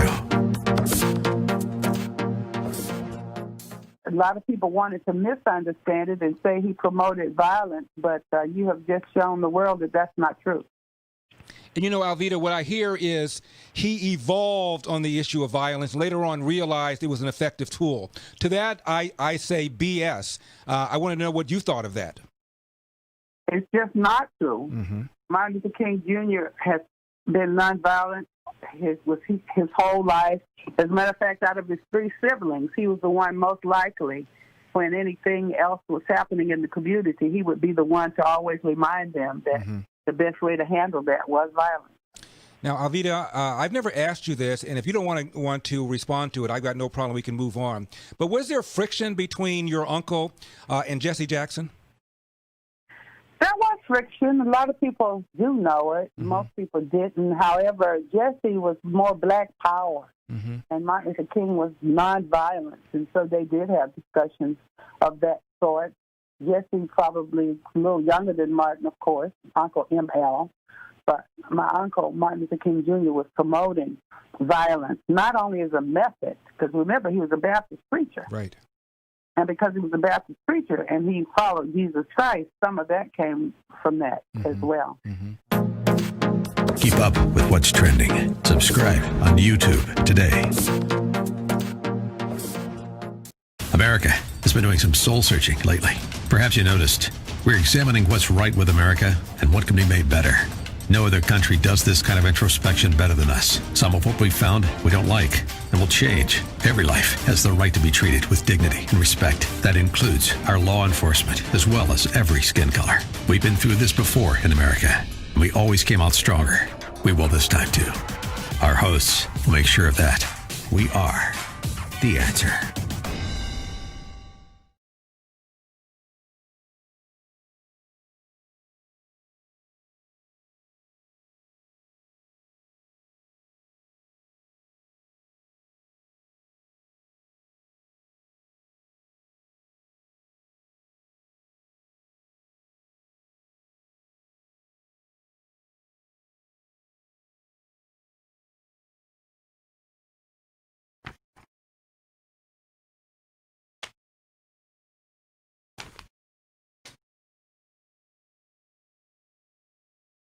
I don't know if John Dickerson is a Bob Dylan fan, America, but Dylan's new album, Rough and Rowdy Ways, is out today. So John Dickerson has also got a new book out, The Hardest Job in the World, is introduced by Bob Dylan. Good morning, John. How are you? Good morning, you. First album in 8 years. Are you a Dylan guy? Are you a Dylan guy? I would raise my hand to that. Yes, I've actually written about him now and again over the course of my career. Did you attend in your youth, in your misspent youth, Dylan concerts? Did you see the Rolling Thunder Review? No, I'm afraid I was not old enough for the Rolling Thunder Review, but I saw him play. I think my first concert seeing him was when he played, not with the Grateful Dead backing him up, but when he played the Grateful Dead, Bob Dylan, and Tom Petty had a 3-act tour that went around in the late 80s. Where all 3 were playing. They didn't play together, and then the next year he played with the Grateful Dead backing him up. And then the best time was seeing him at the Supper Club in New York City, where I'd just gotten out of college, and if you waited out online in front of Tower Records, you could go see him, and the venue was about 300 people or so. Oh, that would have been terrific. I am old enough to have seen the Rolling Thunder Review. I love the Scorsese documentaries about Dylan, and I love this. But let's not talk about Bob. Let's talk about the hardest job in the world, the American presidency. I am fast. First of all, I have to say, when you cite OPM on page 456, an agency I used to helm, I laugh at only John Dickerson would look to the OPM for some guidance on selecting expertise. I don't know how you ended up there, but I loved your conclusion. Tell me how you ended up writing a book about the presidency. You're a busy guy, John. Well, over 30 years of trying to cover presidents and campaigns and talking to voters, there's a distance between the way we talk about the presidency in campaigns and then what the presidency actually is. And in 2004, I was interviewing President Bush, and he said, if you want to test whether somebody's ready for the job, ask them how they make decisions. And it was kind of the first time I thought about the actual job, which, as you know, is making really hard, ugly decisions constantly. And how do you test for that? And how do you find out if somebody's got those skills? And so I've kind of been collecting those ideas over the course of my career, and the frustration we have when in talking to voters, which I've heard, all the time traveling around the country, is often associated with kind of what we think a president can do and then what they are constrained to do by all kinds of things, the media, Congress,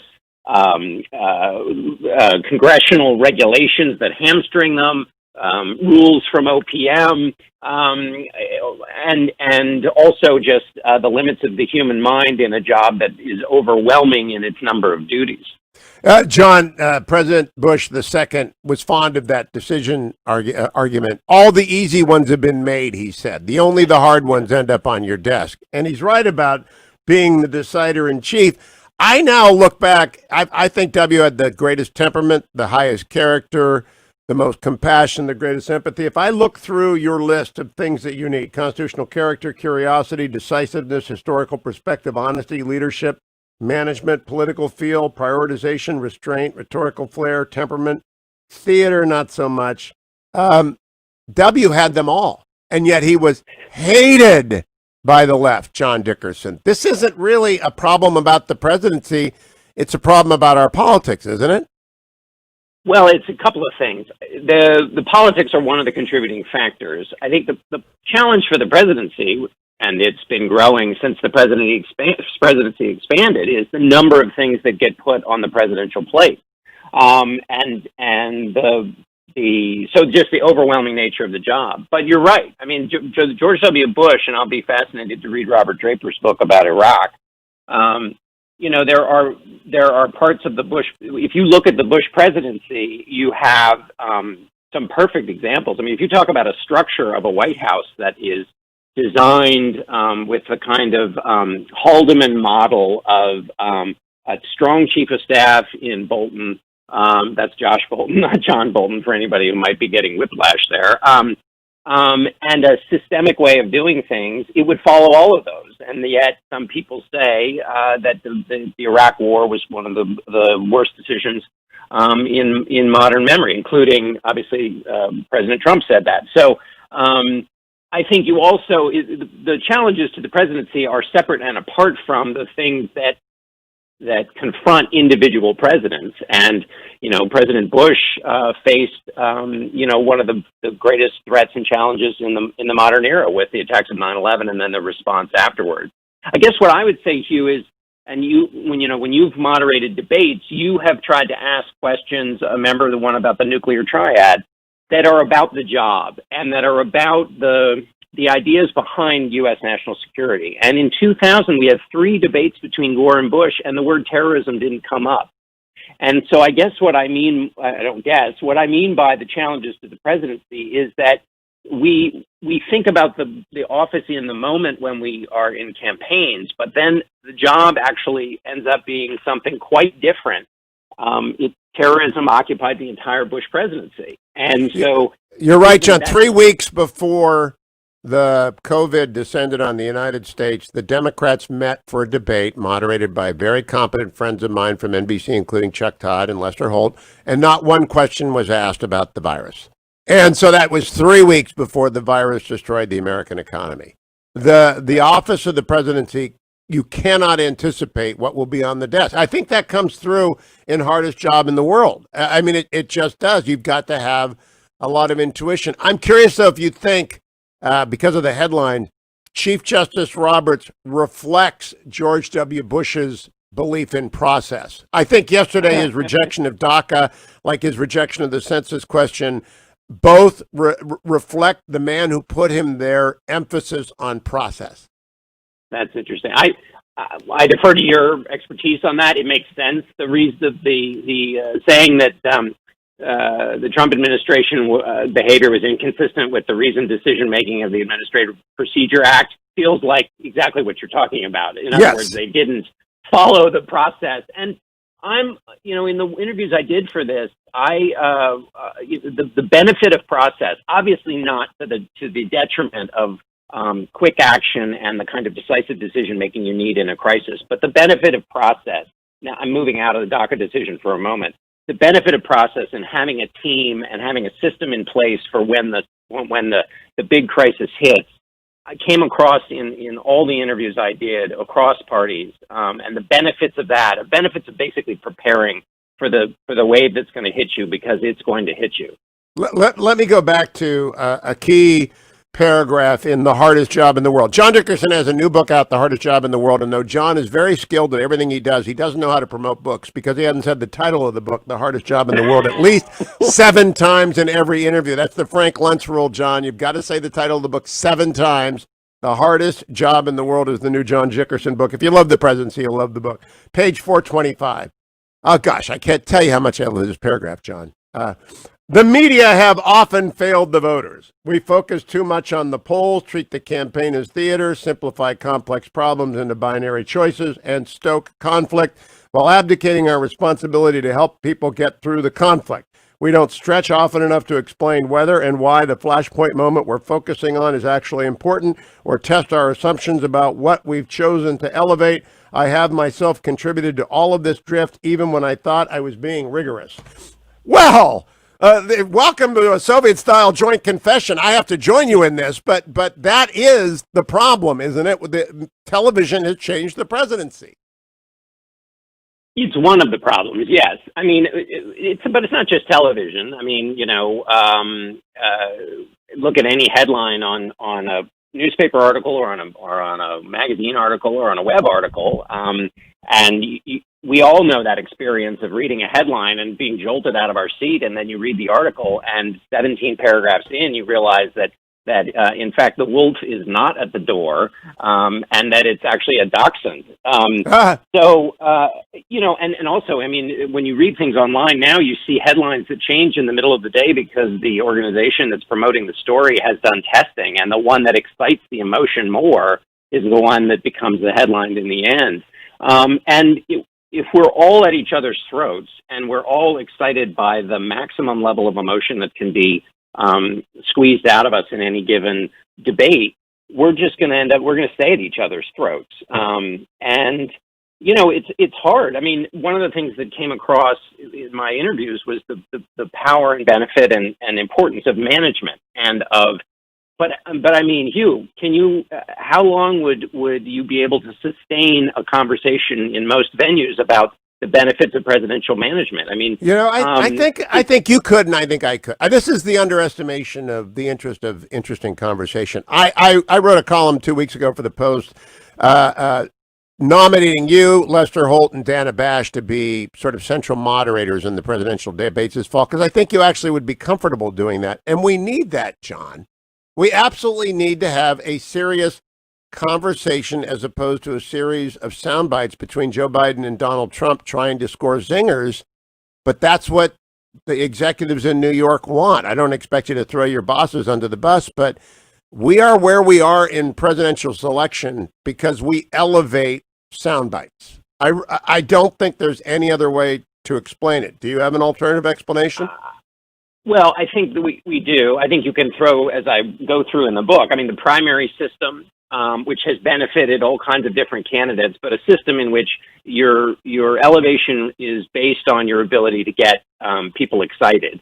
There's none of the mediating benefit of a party structure that there used to be. And you can decide to blame, you can blame Kennedy for that, or Eisenhower, or even Ronald Reagan, who benefited from the primary system and almost beat Ford by using it. But the fact that we've come to a place where your ability to get people excited in a campaign has become a proxy for what's needed in the job, and people think, well, if he has what it takes to win an election, he'll be fine as president, or she'll be fine as president, I think is part of the problem too. Oh, it's a disaster. And I just asked Dan Balz, and I'll leave this last question for you. The Presidential Debate Commission is led by Frank Fahrenkopf, who's 81 years old. And I am of the opinion that it has long outlived its usefulness, and we have to modernize and restructure so that the questions asked and the people asking them are both respected by both sides and willing to probe. Do you agree with me, John Dickerson? I do. I think the only thing you've also got to build a heat shield for those questioners, because you know what happens, Hugh, is you get savaged wrongly, even before you even start asking the questions. I mean, I'd like, and I get destroyed for this, but I would like a question. I'll give you 15 questions and you get them in advance. And I'd like both campaigns to try to answer them, to actually answer them, not give responses, but actual answers. And then we can all sit around and evaluate their answers. And one of the major criteria should be whether they really engaged with the ideas. Because that's a great idea. And do it in real time, and then say, we're here to talk about these 15. See, there are things that can be done. They are outlined in The Hardest Job in the World. I would recommend everyone go and get it. It's got the famous picture of LBJ, maybe the most emblematic picture of the presidency ever on the cover. Go look up The Hardest Job in the World. John Dickerson, always a pleasure. Thank you, John. Hey, America, don't forget relieffactor.com. You're going out for the weekend. You're a weekend warrior. You're finally going to get outside. The summer has arrived. Do not get left behind without your relieffactor.com. I already took it in the first hour. I got to drive 4 hours after the show. I'm going to drive another 4 hours on Sunday. My back will be barking, but it won't be bad because of relieffactor.com. Bret Stephens is next. Stay tuned.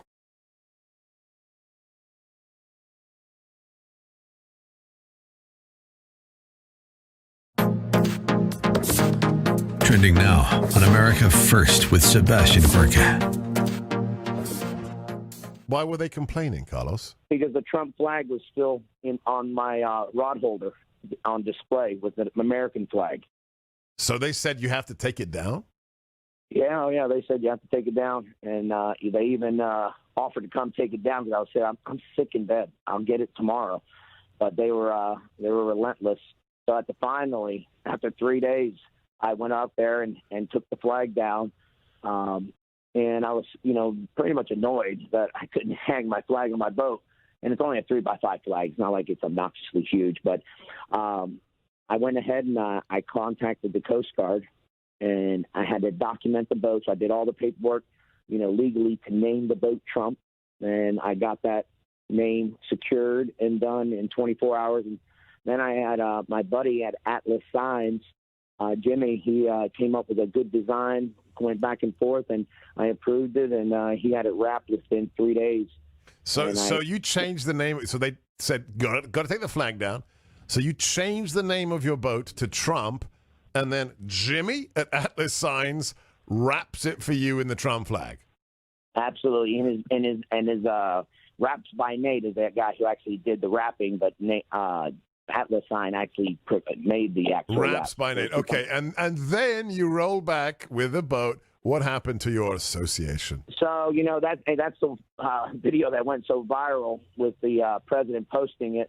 I came in because I always come in playing the national anthem, whether I leave a marina or I come in. So I came in playing the national anthem and spun the boat around and parked it. And then all hell broke loose. Keep up with what's trending. Subscribe on YouTube today. This is Owen Strand for townhall.com. A call is going out now for the dismantling of the Minneapolis Police Department. The president of the city council said this when asked about what to do in the case of a break-in. And myself too, and I know that comes from a place of privilege, because for those of us about what to do in the case of a break-in. Yes, I mean, I hear that loud and clear from a lot of my neighbors, and I know, and myself too, and I know that comes from a place of privilege, because for those of us for whom the system is working, I think we need to step back and imagine what it would feel like to already live in that reality, where calling the police may mean more harm is done. There's no doubt that our cities and communities need restoration, including greater peaceful engagement between police and citizens. Yet the idea that wanting protection is privilege is not sound. In fact, it's absurd and won't restore anything. Police who act unjustly are accountable to the rule of law and must be. But there is no need to qualify what a society without police will look like. More harm will surely be done. May coming days bring greater safety and meaningful restoration. I'm Owen Strand. ADF, fighting for those whose religious freedom is being violated.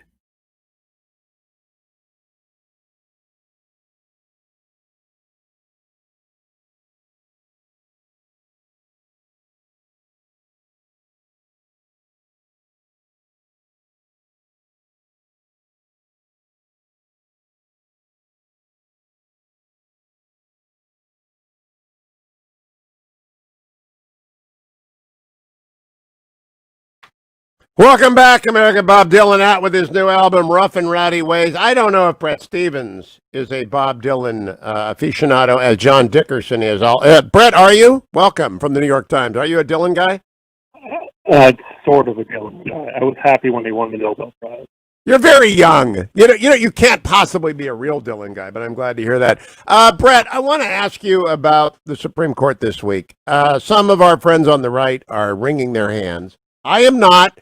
I think the Chief Justice is a magnificent Chief Justice who's insisting that that if you're going to undo bad policy, you do it in the right way, not rapidly in the wrong way. I think he's underscoring that Jeff Sessions was sort of a disaster as the Attorney General. What do you make of the court this week? Oh, it struck me that it was decided, as you said, on fairly narrow procedural grounds, and I'm doubly happy because I think it achieved the right outcome. But that's a secondary. That's the point. Roberts' decision seemed fairly narrowly drawn, and it seemed to me the right one. The government's got to get it right if it wants to make a case. And go back to the Title VII of the Civil Rights Act of 1964. Which some conservatives are upset with both the Chief Justice and Justice Gorsuch. It is, again, a question of what does the word sex mean. If you're a textualist, Gorsuch makes an argument that may not persuade, but it is not ridiculous. Agree or disagree? I agree. That's Gorsuch got it right. That's a good decision. So you sound terrible, Bret, by the way. I don't know if your phone is, if you're underwater or not. Oh, no, I'm sorry. I didn't... I hear you fine. Can you hear me? Yeah, I do. You just got to, sometimes when people are on cell phone. So tell me where you think the campaign is today and where it's going to be in 2 months. Well, I think the campaign is now Biden's to lose, in part because he has been a sort of a hidden alternative. We haven't seen much of Joe Biden outside of those videos from his basement. And because the president has been in a very unflattering spotlight, mismanaging the coronavirus crisis, I think mishandling the protests, getting the tone completely wrong, and so if an election were held in a month from now, I think Biden would be a runaway winner. At some point, though, he's going to have to start campaigning. He's going to choose a running mate. My guess is that forces in the Democratic Party are pushing him to the left in terms of his choice. And I think at that point, the race is going to tighten quite dramatically. On the other hand, it's hard to escape the feeling that in the last 3 months, Donald Trump has sort of had his Iran hostage crisis moment. The public's mind is sort of is becoming increasingly fixed about him as an incompetent crisis manager in a period of crisis. And at that point, the American public tends to vote for change. Boy, do we disagree. I think that come the election, people are going to vote their pocketbooks like they always do, and that the AOC-led Democratic Party, and I know Joe Biden is the front guy for it, and I know he'll have a lot of control for as long as he's in control, but the Democratic Party, Bret, has gone so far to the left. I am unwilling to trust my future to them. They will destroy the economy. How do you think people are going to respond on their side to that argument? They will. AOC doesn't know anything about the economy. She will be in the saddle. The hard left will be in the saddle, and we will be saddled with whatever they want. Well, maybe, but Joe Biden is going to make the case very clearly that he is not AOC, that he's Joe Biden. He's a known quantity. He's represented kind of a Democratic center for almost 50 years in public life, and I think that's going to be. I mean, I'm just talking about politics here. I'm not speaking ideologically. I think that it's going to be tough to run against Biden that way. And by the way, I don't think that the president is going to be especially helped by what's coming out of John Bolton's book. Given the news cycle, Bret, I'm already done with Bolton. Bolton was yesterday. I did Bolton's book yesterday. There's a headline about it today. Nobody cares about books and people are out of awe. I want to give you the last minute. John Bolton's book will have no more impact on the election than this radio show. It just won't. No, Look, that may be the case, but it's going to be awfully hard for Donald Trump to run against what does he call him, Beijing Biden, given what Bolton's book tells us about the sort of concessions that Donald Trump was willing to make to Beijing on trade deals, or for that matter, on basic human rights issues. So I think that's also going to it's just going to seal the impression in the public's mind of an incompetent chief executive who's in over his head, who doesn't know very basic things, and who makes the country feel that they can't move forward with him as the divisive leader that he is in the White House. And I think that's going to be much more potent than whatever AOC represents on the far left. We will revisit this conversation many times between now and November and after. I haven't heard Beijing Biden before. I like that. And I just don't think John Bolton is going to change the view of who's weak on China. You can't erase the Obama-Biden years. But Bret Stephens, always good to have you. Stay tuned, America. Matt Spalding, the Hillsdale Dialogue is next.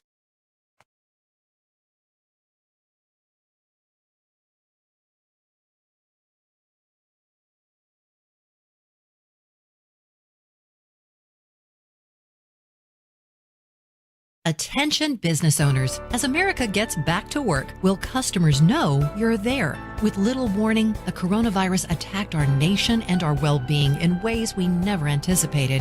The tragic loss of life, unprecedented economic upheaval, and a shattered sense of security has left many individuals and businesses in shambles.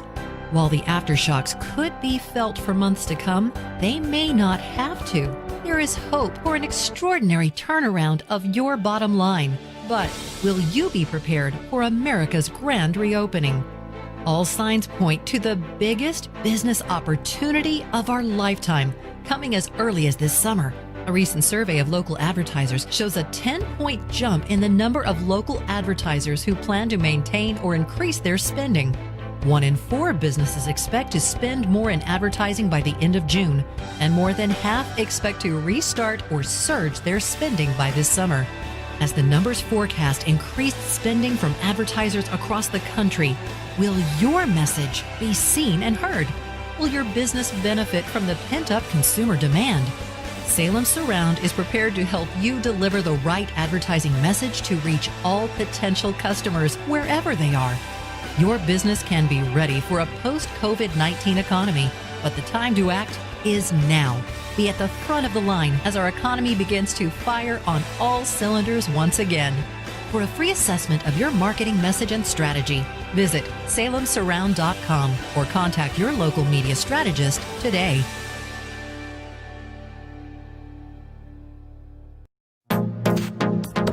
Trending now on the Mike Gallagher Show.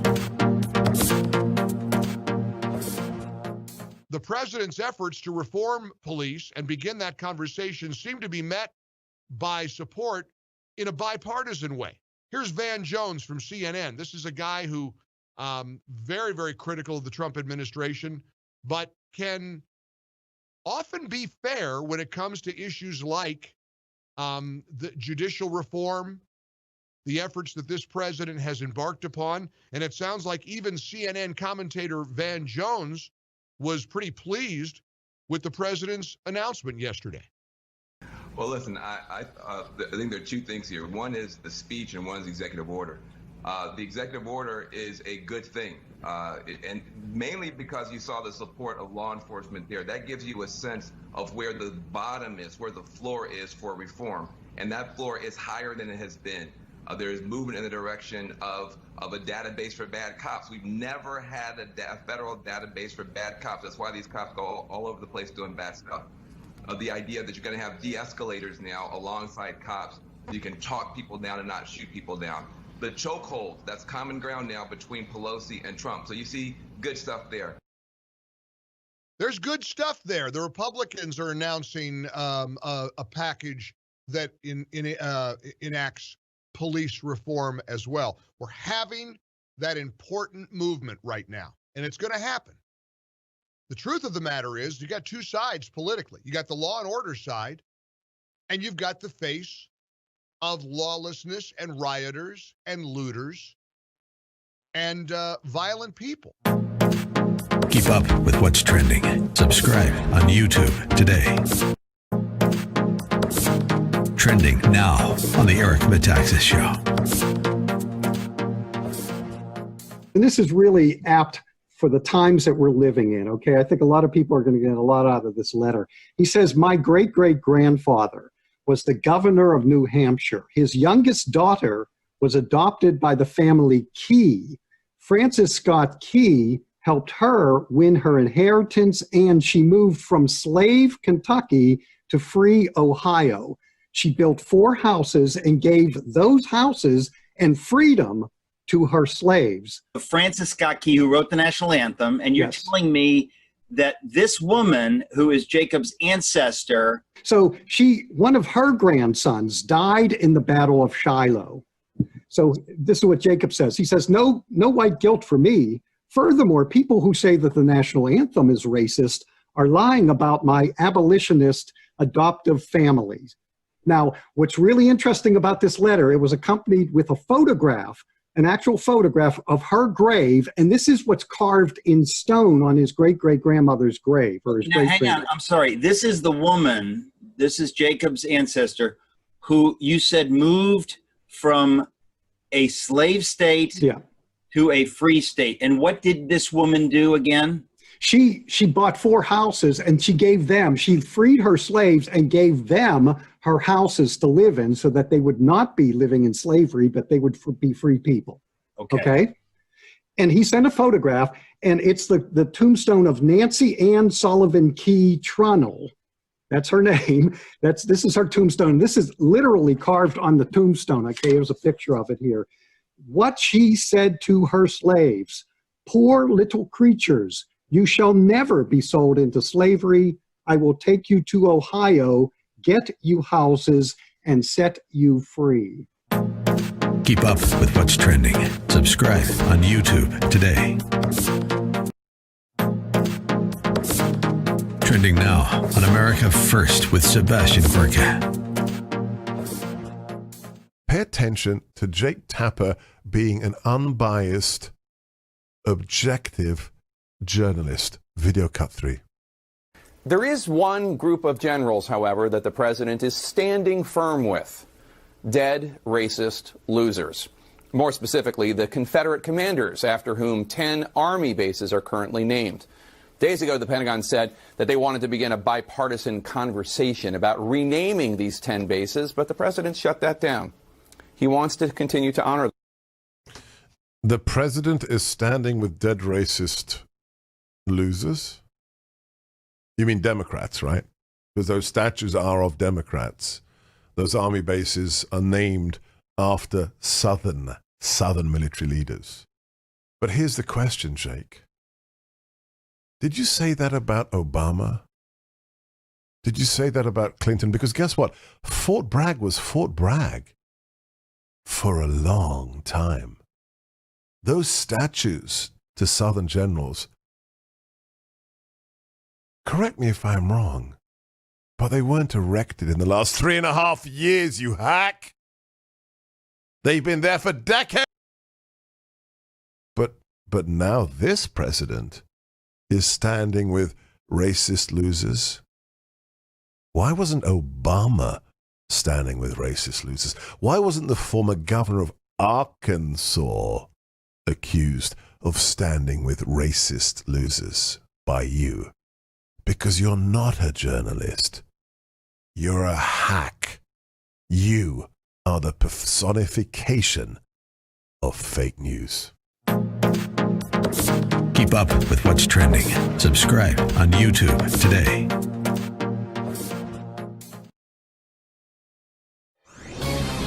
This is Owen Strand for townhall.com. A call is going out now for the dismantling of the Minneapolis Police Department. The president of the city council said this when asked about what to do in the case of a break-in. Yes, I mean, I hear that loud and clear from a lot of my neighbors. And I know, and myself too, and I know that that comes from a place of privilege, because for those of us for whom the system is working, I think we need to step back and imagine what it would feel like to already live in that reality, where calling the police may mean more harm is done. There's no doubt that our cities and communities need restoration, including greater peaceful engagement between police and citizens. Yet the idea that wanting protection is privilege is not sound. In fact, it's absurd and won't restore anything. Police who act unjustly are accountable to the rule of law and must be. But there is no need to qualify what a society without police will look like.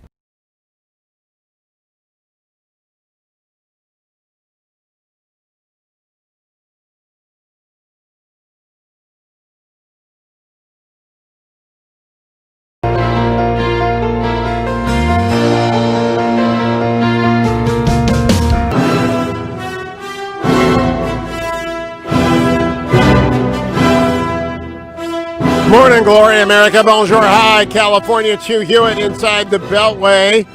It's Friday. It's the last radio hour of my week. That means it's time for the Hillsdale Dialogue. For, I guess, 7 years now, I've been devoting the last hour of my Friday radio show, whether in the mornings now or the afternoons for many years, to a conversation with Dr. Larry Arnn, president of Hillsdale College, or one of his colleagues, or both.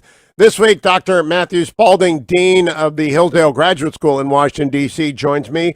Dr. Arnn is off, enjoying the summer and doing all sorts of summer things in Michigan. Dr. Spalding is still at it in D.C., locked down with the rest of us. How are you, Matt? Welcome back.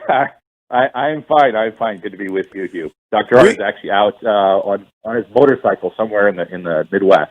I knew it.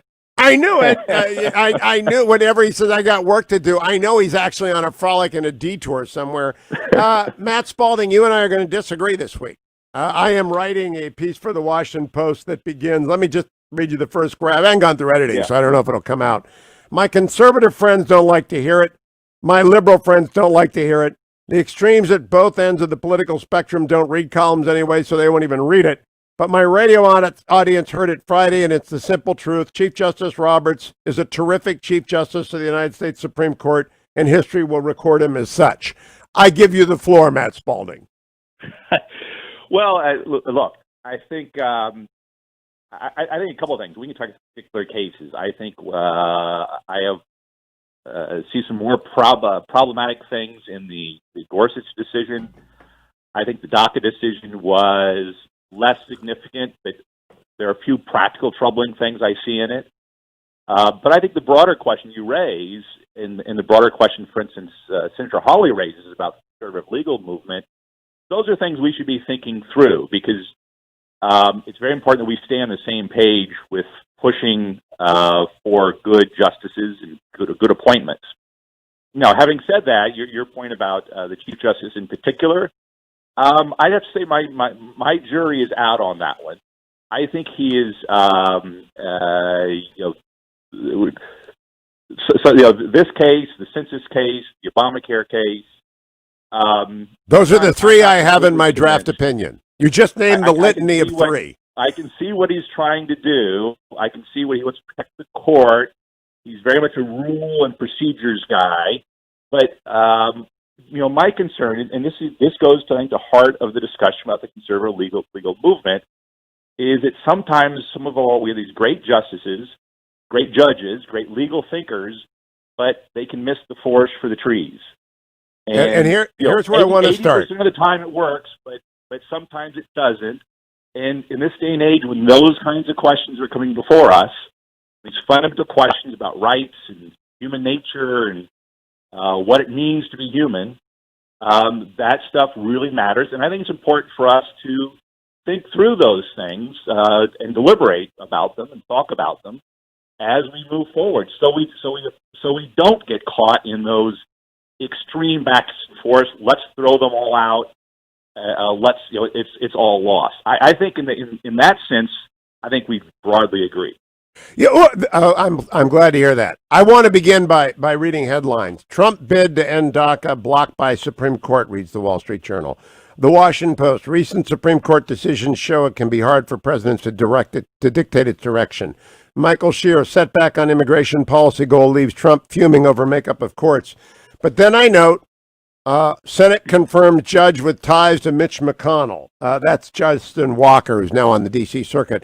The 52nd federal judge appointed to the Appeals Court of the United States. President Trump has nominated two and has seen confirmed 2 Supreme Court. There may be retirements we don't know coming up. He'll get 3 maybe. My point is the court makes decisions broadly in 4 areas: about the Constitution, about disputes that arise among the states, about federal statutes, and about regulations. The least important ones are about regulations because the agencies can change them. The next least important about statutes because Congress can change them. The most important ones are about disputes between states because they go to federalism. And the most important of all are those about the Constitution. Has Roberts or Gorsuch gotten anything wrong on the Constitution, Matt Spalding? Let me hear out my nuanced answer, which is I think you're correct, and I agree with you about that level of importance. The problem is that where we are today, given the state of jurisprudence, is that it's often the case that decisions which seem to only deal with statutes or even regulations for that matter, as in the case of the Civil Rights Act, those things cause and really exert, as Alito said in his dissent, exert a gravitational pull to constitutional cases. And something like the Civil Rights Act especially kind of has taken on this pseudo-constitutional meaning which has huge impact. So again, on the one hand, I agree with you. On the other hand, we need to be aware where we are, and when the Supreme Court can change the meaning of a term, even though it's only in a regulation or a statute, that could have monumental implications for constitutional decisions down the road. Undoubtedly it can. But am I correct that by simple majority, the Senate can agree, and by simple majority, the House can agree to change the terms of the Civil Rights Act of 1964. Absolutely. They are unlikely to do so. That's how it should have been amended. Yeah, they are unlikely to do so. But 25 states have already changed their equivalents to cover sexual orientation. And do you agree with me that it is broadly the case that most people in the United States do not want people fired or hired on the basis of sexual orientation? Well, but here we come back to the real distinction here, right? There are a couple of distinctions. There's a philosophical question about what the term sex means in the law, but then you have this practical question, which is who should go about making that decision? And I think one of the issues, and this is what Justice Alito's dissent comes to at great length, is that's why we have legislatures, so they can deliberate and they don't make binary judicial decisions. They can make accommodations, they can express protections, and those kinds of things. Yes, in most cases, when it comes to employment, most employers, big employers especially, are already making decisions and carrying this out. But that's precisely the kind of thing that if that's where we want to go as a nation, that's what the legislature should do. And that's Gorsuch's own argument. That's the argument of the court for ordinary meaning, which is that if it's not in the ordinary meaning or clear in the text or the original meaning, they should defer to the legislature. That's historically what's always happened. That's his own argument. That's Scalia's argument. That's not, unfortunately, what has happened here, and I find that problematic. So the policy discussion is really separate from the legal reasoning question, which I think it's bungled, it's awkward, and I think it has, because it's a judicial decision, which is a binary decision, which sets a great precedent. It has unforeseen and unknown implications down the road. Now, Matt, what you're doing, though, is you're smuggling in the originalist textualist argument that ordinary meaning is anchored in the time that it has passed. Ordinary meaning, as Justice Gorsuch argued. Now, I probably would have been with the dissent. I'm just arguing it's not crazy. Yeah. Ordinary meaning in 1964 is different from ordinary meaning in 2020. And ordinary meaning in 2020 is, I think, consistent with the Gorsuch opinion. And the chief may have joined that. I don't know what the chief really thinks. He joined it and he probably assigned the opinion to Gorsuch. And Gorsuch made his views known from the court. But it's not, what my point is, it's not crazy. It's not radical. It's not legislating from the bench to adopt the position that ordinary meaning is ordinary meaning on the text as it applied in 2020, and the Congress can change it. Ordinary meaning when it comes to the APA is a completely different argument. And I want to come back to that in the next two segments. On DACA, a terrible abuse of executive power can be reversed by the administrative agencies of the United States if they do it the right way. And I think what Roberts is saying... And Roberts invited them to do that. I agree with. You see, and so I just don't think Josh Hawley, and we'll come back to this, should be wringing his hands. The judicial project on the conservative side remains as important today as it has been for the 30 years that Matt Spalding and I have been working for it. When we come back from break, well, do you agree with that, Matt? It's still important. No, it's as important as ever, but he raises some important questions that we as serious thinkers should be concerned about, and I want to come back to that. That's what we'll do. In fact, we're going to spend the entire hour, because we both respect Senator Hawley so much. He is ironically a Chief Justice Roberts clerk. And I respect Tom Cotton. He's upset with the Chief Justice, too. I'm just not. We'll continue the conversation, America. Stay tuned.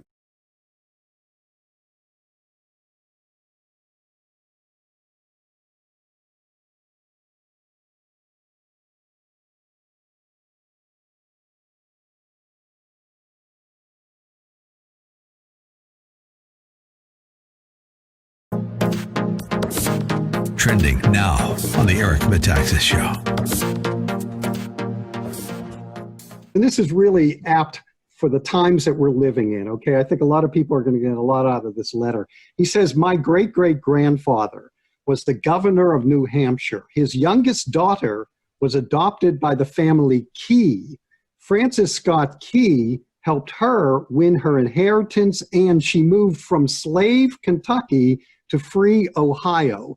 She built 4 houses and gave those houses and freedom to her slaves. Frances Scott Key, who wrote the national anthem, and you're telling me that this woman, who is Jacob's ancestor... So one of her grandsons died in the Battle of Shiloh. So this is what Jacob says. He says, no white guilt for me. Furthermore, people who say that the national anthem is racist are lying about my abolitionist adoptive families. Now, what's really interesting about this letter, it was accompanied with a photograph, an actual photograph of her grave, and this is what's carved in stone on his great-great-grandmother's grave. Or his hang on, I'm sorry. This is the woman, this is Jacob's ancestor, who you said moved from a slave state to a free state. And what did this woman do again? She bought 4 houses and she freed her slaves and gave them her houses to live in so that they would not be living in slavery, but they would be free people. Okay?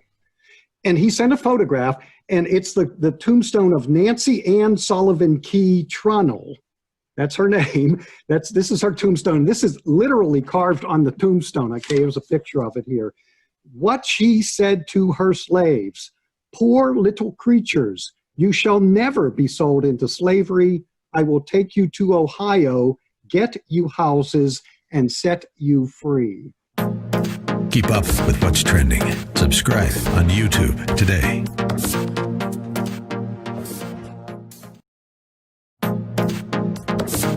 Trending now on The Larry Elder Show. My guest is Peter Kirsanow, author of Target Omega. Also has a sequel called Second Strike. He practices and teaches law, longtime member of the U.S. Civil Rights Commission. Peter, what is your opinion of these protests going on right now in the streets? It's depressing. It really is. I mean, there's a lot of issues going on in the United States of America. My own view is that, look, we need to do whatever we can to make sure that we get rid of cops that are not doing the job properly, who are being abusive, engaged in brutality. I'm all for reforming that, but the fact of the matter is that the current narrative is not supported by fact. Blacks are actually slightly less likely to be shot by cops than are white suspects similarly situated. Mm-hmm. There have been several studies on this. Maybe the most notable one is the Harvard study, where the researcher, Roland Fryer, who's also black, fully expected, from everything I understand, I don't know him, but I've read accounts of his study, fully expected that what he was going to find pursuant to his data was that it would support the narrative that blacks are being disproportionately shot by cops. And the data showed that's not true. Now, it wasn't overwhelming. There was only a slight number of more whites being shot than blacks by cops. But there are other studies. The National Academy of Science, I believe, is the study that has whites shot at a twice greater rate than blacks similarly situated. And there are other studies similar to that. Keep up with what's trending. Subscribe on YouTube today. America has been doing some soul searching lately. Perhaps you noticed. We're examining what's right with America and what can be made better. No other country does this kind of introspection better than us. Some of what we found we don't like and will change. Every life has the right to be treated with dignity and respect. That includes our law enforcement as well as every skin color. We've been through this before in America, and we always came out stronger. We will this time too. Our hosts will make sure of that. We are the answer.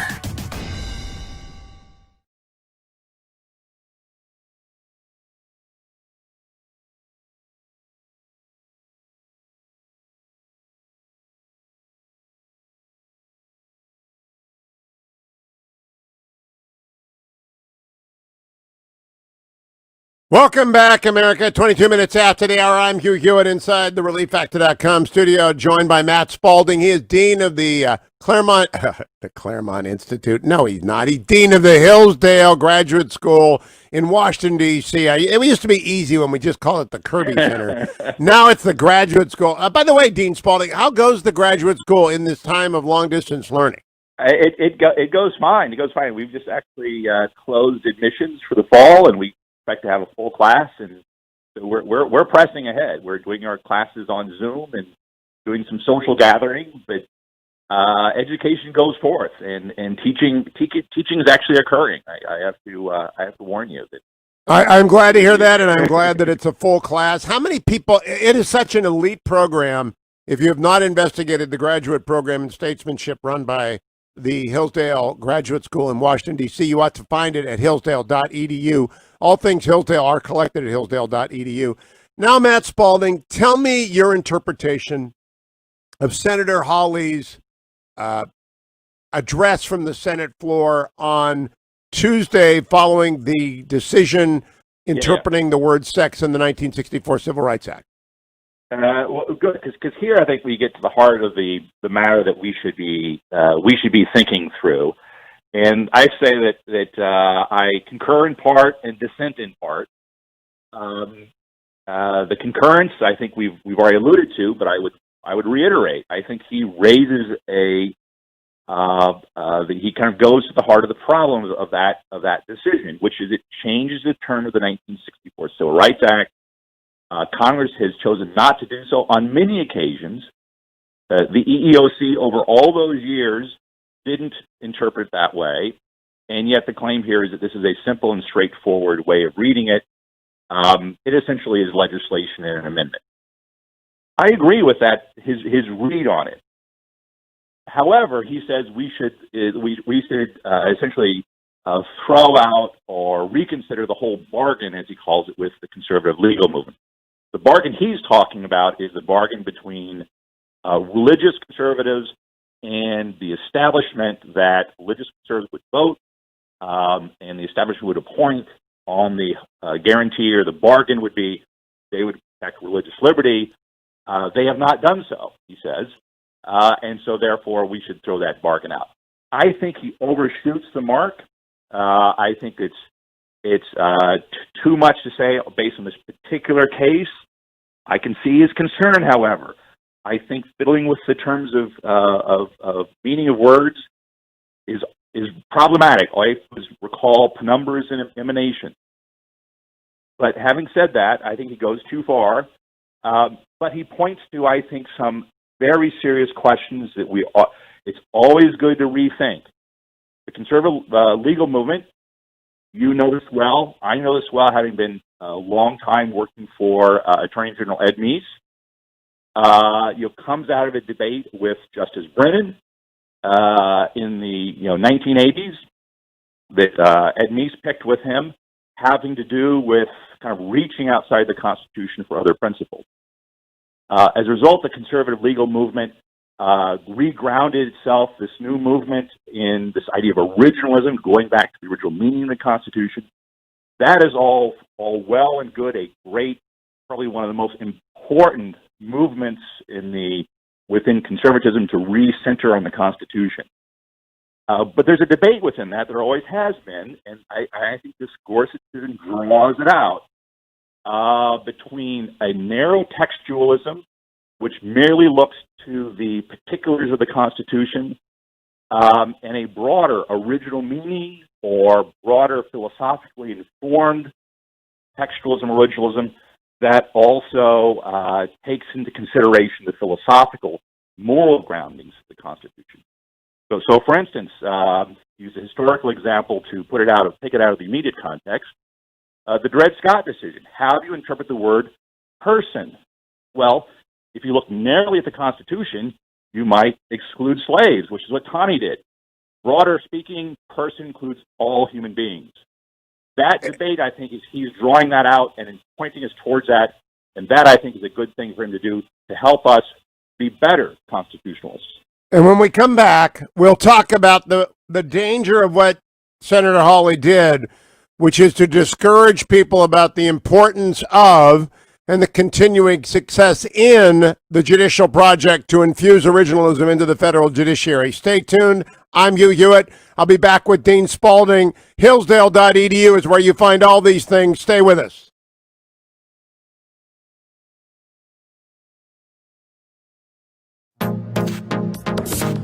Trending now on America First with Sebastian Gorka.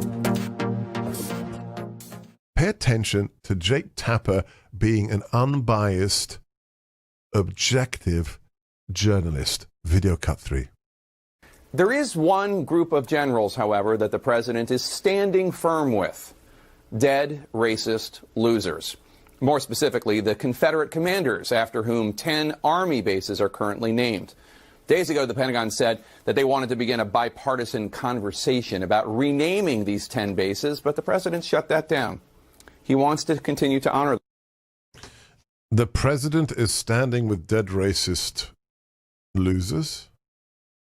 You mean Democrats, right? Because those statues are of Democrats.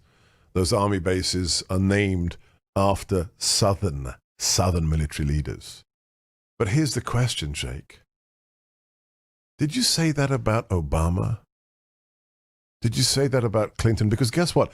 Fort Bragg was Fort Bragg for a long time. Those statues to Southern generals, correct me if I'm wrong, but they weren't erected in the last 3.5 years, you hack. They've been there for decades. But now this president is standing with racist losers. Why wasn't Obama standing with racist losers? Why wasn't the former governor of Arkansas accused of standing with racist losers by you? Because you're not a journalist. You're a hack. You are the personification of fake news. Keep up with what's trending. Subscribe on YouTube today. Trending now on The Larry Elder Show. My guest is Peter Kirsanow, author of Target Omega. Also has a sequel called Second Strike. He practices and teaches law, longtime member of the U.S. Civil Rights Commission. Peter, what is your opinion of these protests going on right now in the streets? It's depressing. It really is. I mean, there's a lot of issues going on in the United States of America. My own view is that, look, we need to do whatever we can to make sure that we get rid of cops that are not doing the job properly, who are being abusive, engaged in brutality. I'm all for reforming that, but the fact of the matter is that the current narrative is not supported by fact. Blacks are actually slightly less likely to be shot by cops than are white suspects similarly situated. Mm-hmm. There have been several studies on this. Maybe the most notable one is the Harvard study, where the researcher, Roland Fryer, who's also black, fully expected, from everything I understand, I don't know him, but I've read accounts of his study, fully expected that what he was going to find pursuant to his data was that it would support the narrative that blacks are being disproportionately shot by cops. And the data showed that's not true. Now, it wasn't overwhelming. There was only a slight number of more whites being shot than blacks by cops. But there are other studies. The National Academy of Science, I believe, is the study that has whites shot at a twice greater rate than blacks similarly. Today. Trending now on The Mike Gallagher Show. With the news about the GOP convention essentially being moved to Jacksonville, Florida, where we attend to go for the broadcast because we cover every Republican convention over the years. Jacksonville is a hot spot. Florida is seeing an increase in infections. And of course, there's a gigantic debate over whether or not the increase in infections is resulting from the increase in testing. Is there actually more infection? What do you make of the rallies where people are shoulder to shoulder, thousands and thousands of people? So all of that is sort of in the mix, but they had a prediction that the economists from Dow Jones expected that there would be an 8 percentage point increase in retail sales for the month of May. Well, retail sales shattered those already lofty expectations. This was just released. Retail sales alone powered 16.8% higher from the month previously. Again, more than double the estimate of 8% from the Dow Jones economists, reversing the plunge of 16.4% from a month ago, to think that Donald Trump will be defeated by Joe Biden on November the 3rd. Keep up with what's trending. Subscribe on YouTube today.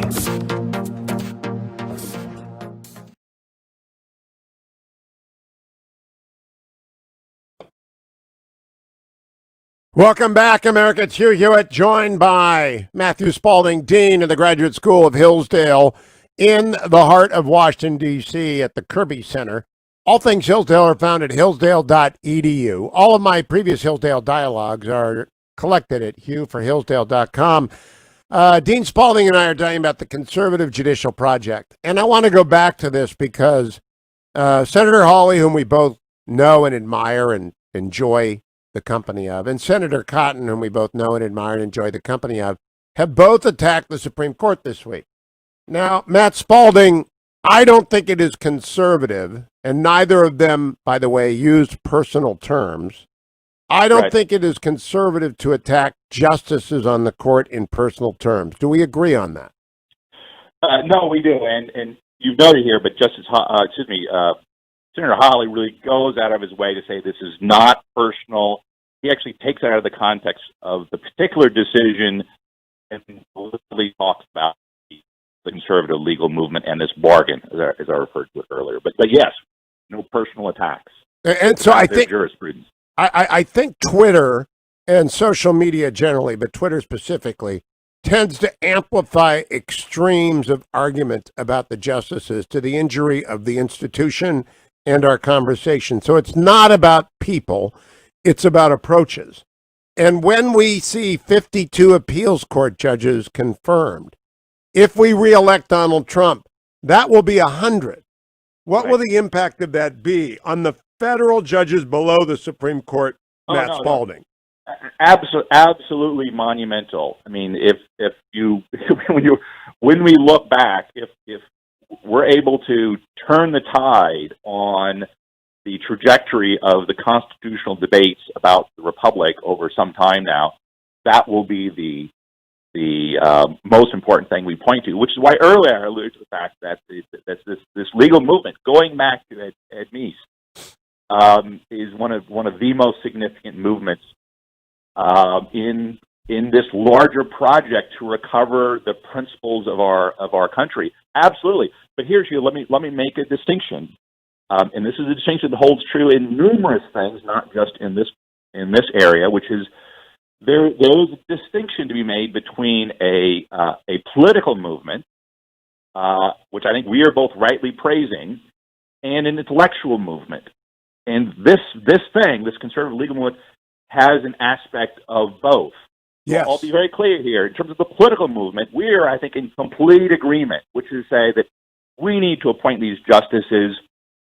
They're not all perfect because humans aren't perfect, but gosh, just look at the effect this is having over time. What I'm criticizing is some aspects of the intellectual movement. I think there's a healthy, good debate there that we ought to have because we're serious people, and there's a difference between Clarence Thomas and Samuel Alito and Kavanaugh and Gorsuch, and right? Yes. We debate these things because that's what we do. We are conservatives, and the intra-conservative debates are in ways the most interesting, the most significant, because we're debating about serious things and how to do this constitutionally. That's for the good. I think that I'm raising questions about how some of these decisions are being arrived at.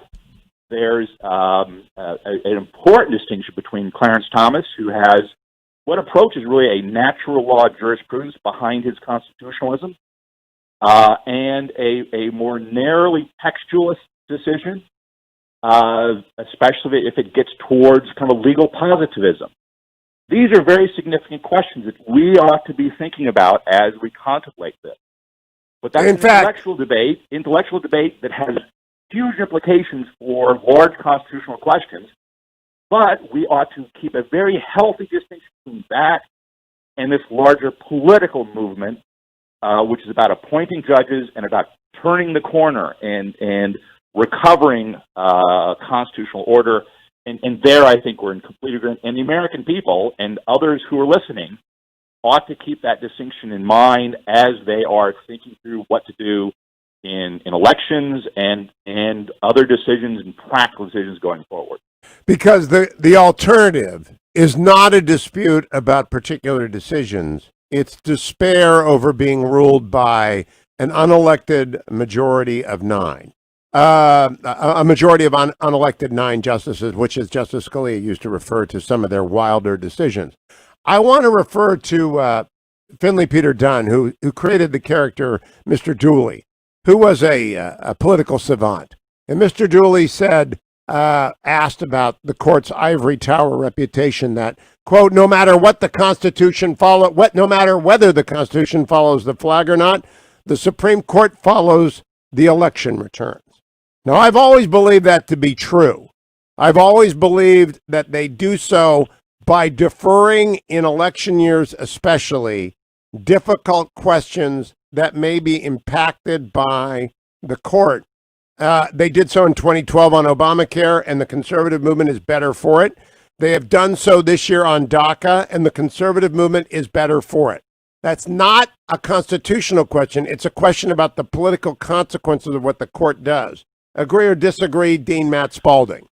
No, I think that's right. That's probably the best argument you could make for something like this, the DACA decision. I think that I think it's, all other things being equal, it's not clear to me that the Procedures Act should apply the way he's applied it. It's clearly not lawful. Having said that, he's made a prudential decision to put this off. Now, so that's the best case you can make for that decision. That, however, does not apply to the civil rights case decision there. And that's where I'm getting to this point about the deeper philosophical, intellectual aspects. So you're making a distinction, which I agree with, which is structural, kind of practical arguments. In this case, putting off something which likely will come back to them by their invitation and likely lead to have a good outcome if they can get it done before the election or if he's reelected. But I'm also pointing to us to consider here the other kind of deeper philosophical things that I think it's right for us to be disturbed about, having to do with some of the logic behind, for instance, the civil rights decision when the court, whether it's through methods of textualism or I think more of a literalism, it doesn't work in my opinion, start changing the meaning of words in ways that the legislative branch, which is the legitimate lawmaker, has chosen not to do, and essentially has done that through a judicial amendment process. That's where I get, I make a distinction. I don't think that undermines the project of conservative legalism, but it does remind us that, and actually it underscores the importance of that judicial movement. We can't do this in an unmindful, unthoughtful way, just throwing judges up there. We got to think about this. What is a proper jurisprudence? What are the principles that ought to guide judges? And that should be part of a more robust discussion. Senator Hawley, in my opinion, actually starts moving in the right direction. He's raising some very important questions. It could have been deeper. It could have been more thoughtful. It could have, and I think I'm hoping he will go there. I think he went too far in coming completely and quickly to the decision that this whole bargain should be thrown out. We agree on that. But I want to go back to Justice Gorsuch, Matt Spalding, in what remains of this segment and the next. Justice Gorsuch makes this argument. The word sex is used in the 1964 Act on its face. He rejects the reference to legislative history as inappropriate for textualists. There's an argument about that. That's the Scalia position. And he says, if a man is employed on Friday and over the weekend he gets married to a man and under the laws of the United States, as they have been interpreted in past in many places like California and New York, and now it's the law of the land, and he comes to work on Monday and he's fired because he got married, but a woman who got married to a man over the weekend is not fired because she got married, that is because of sex. And he is arguing that there isn't any way in 2020 to say it isn't. To me, that doesn't engage the central project of the conservative judicial movement. In fact, although I think I would have gone with the dissent, I haven't thought it through. The dissent is more worried about what comes next than they are worried about what Justice Gorsuch decided. Isn't that the case? Again, I think the answer is yes and no. My reading of this case is that this is not merely a minor divergence or disagreement over what textualism tells us. This strikes me as a case where sometimes textualism can become literalism and become an abstraction. It's a clever it's a philosophical argument, but it misses the forest for the trees. It's like, asking this question, what does the word person mean? What does sex mean? Sex has something to do with male and female. The way he gets to his answers is a literalism that becomes almost unmeaningful. It's like saying that the term vehicle, outlawing, say, vehicles, also includes baby carriages. But you know where you're getting into trouble? If you think about the Second Amendment, if you adopt the originalist view, people are going to have powder muskets and nothing else. I warn my conservative friends. That's precisely not where I'm going. I know, I'm not saying that if you go to literalism, that's what happens. What I'm saying is you should have a common sense meaning, and if it's unclear from the judge's point of view, the judge should not make that decision. They should defer to a legislative branch where they can. The Second Amendment, you're going to regret that, Matt Spalding. You're going. On a common sense textualism, which is what Hugh Hewitt argues for. You maintain the principle. The principle of the '64 Civil Rights Act is discrimination based on sex, which means male and female. No. They didn't say that. It means whatever sex means in the time. I'm doing Gorsuch, by the way. I would have gone with the dissent. I'm just trying to be honoring him. It doesn't mean male or female. It means sex. And sex in 2020 means something different than it meant in 64, and so we use the 2020 meaning. But since this is not a I'll make your point, which is the thing between a constitutional and a structural statutory decision. If the statutory question is unclear, you defer to the legislature. Well played, Mr. Bond. Well played. But I'm warning people. That's precisely what he didn't do. So it's just too cute by half, and I think Alito got it exactly right. And that disturbs me when we start thinking about other potential things going forward, such as Roe. Well, we're going to come back to Roe in the next segment because next week we get the Our Lady of Guadalupe decision and we get the Louisiana abortion law decision.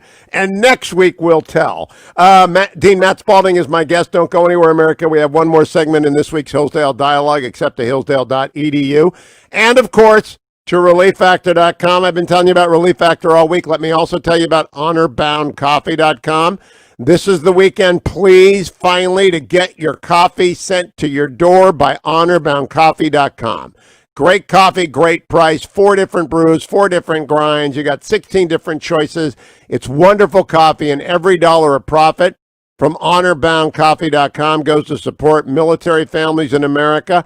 Please make the switch to honorboundcoffee.com and come back for the last segment of this week's Hillsdale Dialogue.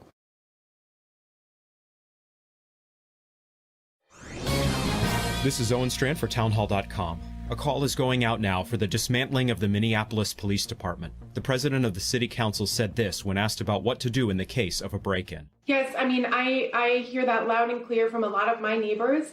And I know, and myself too, and I know that that comes from a place of privilege because for those of us for whom the system is working, I think we need to step back and imagine what it would feel like to already live in that reality, where calling the police may mean more harm is done. There's no doubt that our cities and communities need restoration, including greater peaceful engagement between police and citizens. Yet the idea that wanting protection is privilege is not sound. In fact, it's absurd and won't restore anything. Police who act unjustly are accountable to the rule of law and must be. But there is no need to qualify what a society without police will look like. More harm will surely be done. May coming days bring greater safety and meaningful restoration. I'm Owen Strand. ADF, fighting for those whose religious freedom is being violated. Trending now on the Mike Gallagher Show.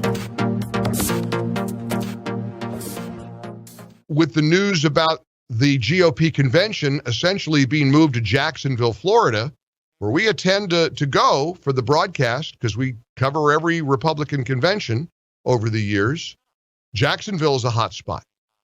Florida is seeing an increase in infections. And of course, there's a gigantic debate over whether or not the increase in infections is resulting from the increase in testing. Is there actually more infection? What do you make of the rallies where people are shoulder to shoulder, thousands and thousands of people? So all of that is sort of in the mix, but they had a prediction that the economists from Dow Jones expected that there would be an 8.8 percentage point increase in retail sales for the month of May. Well, retail sales shattered those already lofty expectations. This was just released. Retail sales alone powered 16.8% higher from the month previously. Again, more than double the estimate of 8% from the Dow Jones economists, reversing the plunge of 16.4% from a month ago. Clothing and accessory stores reported the biggest percentage gain, 188%. Sporting goods, hobby, musical instruments, bookstores rose 88.2%. Now, all of this added to an already upbeat mood from Wall Street. And it is, I suspect, of those who think that Donald Trump will be defeated by Joe Biden on November the 3rd. Keep up with what's trending. Subscribe on YouTube today.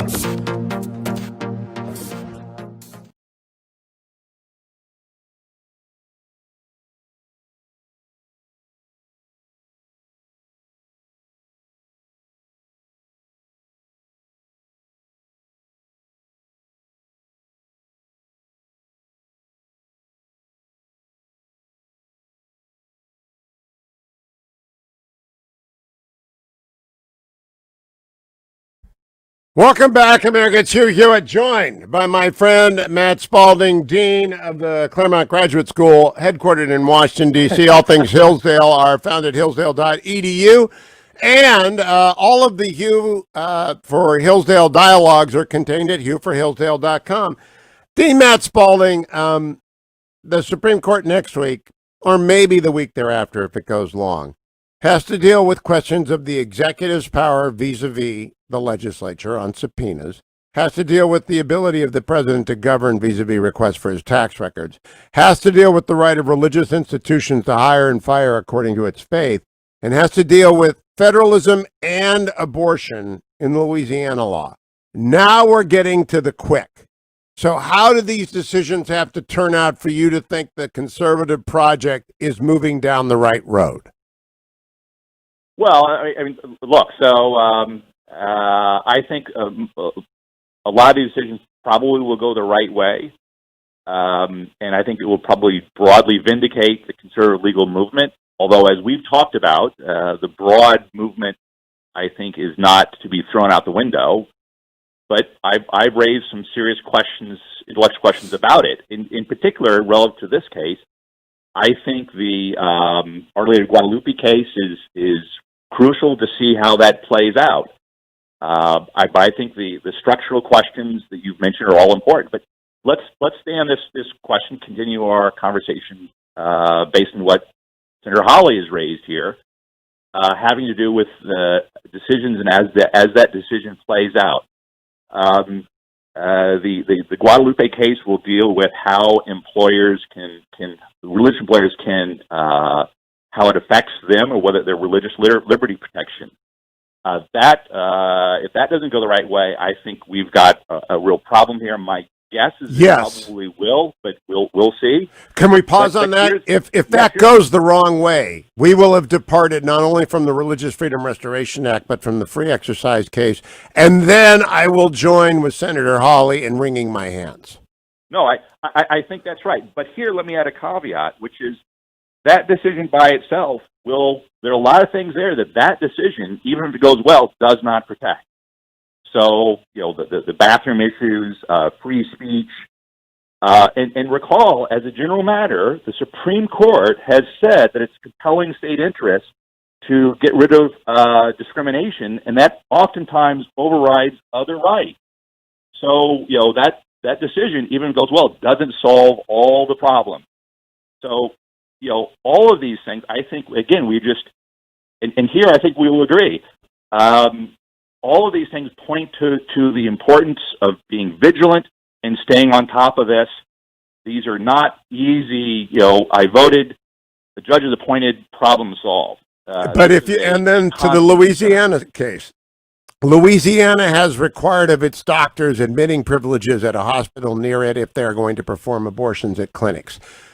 A similar law was struck down in Texas. They will have to distinguish the Texas law or overturn it, which I believe they actually will do. And I believe I read Justice Roberts' Citizens United concurrence on when stare decisis matters as being the most conservative exploration of stare decisis on the books. And conservatives have to read that.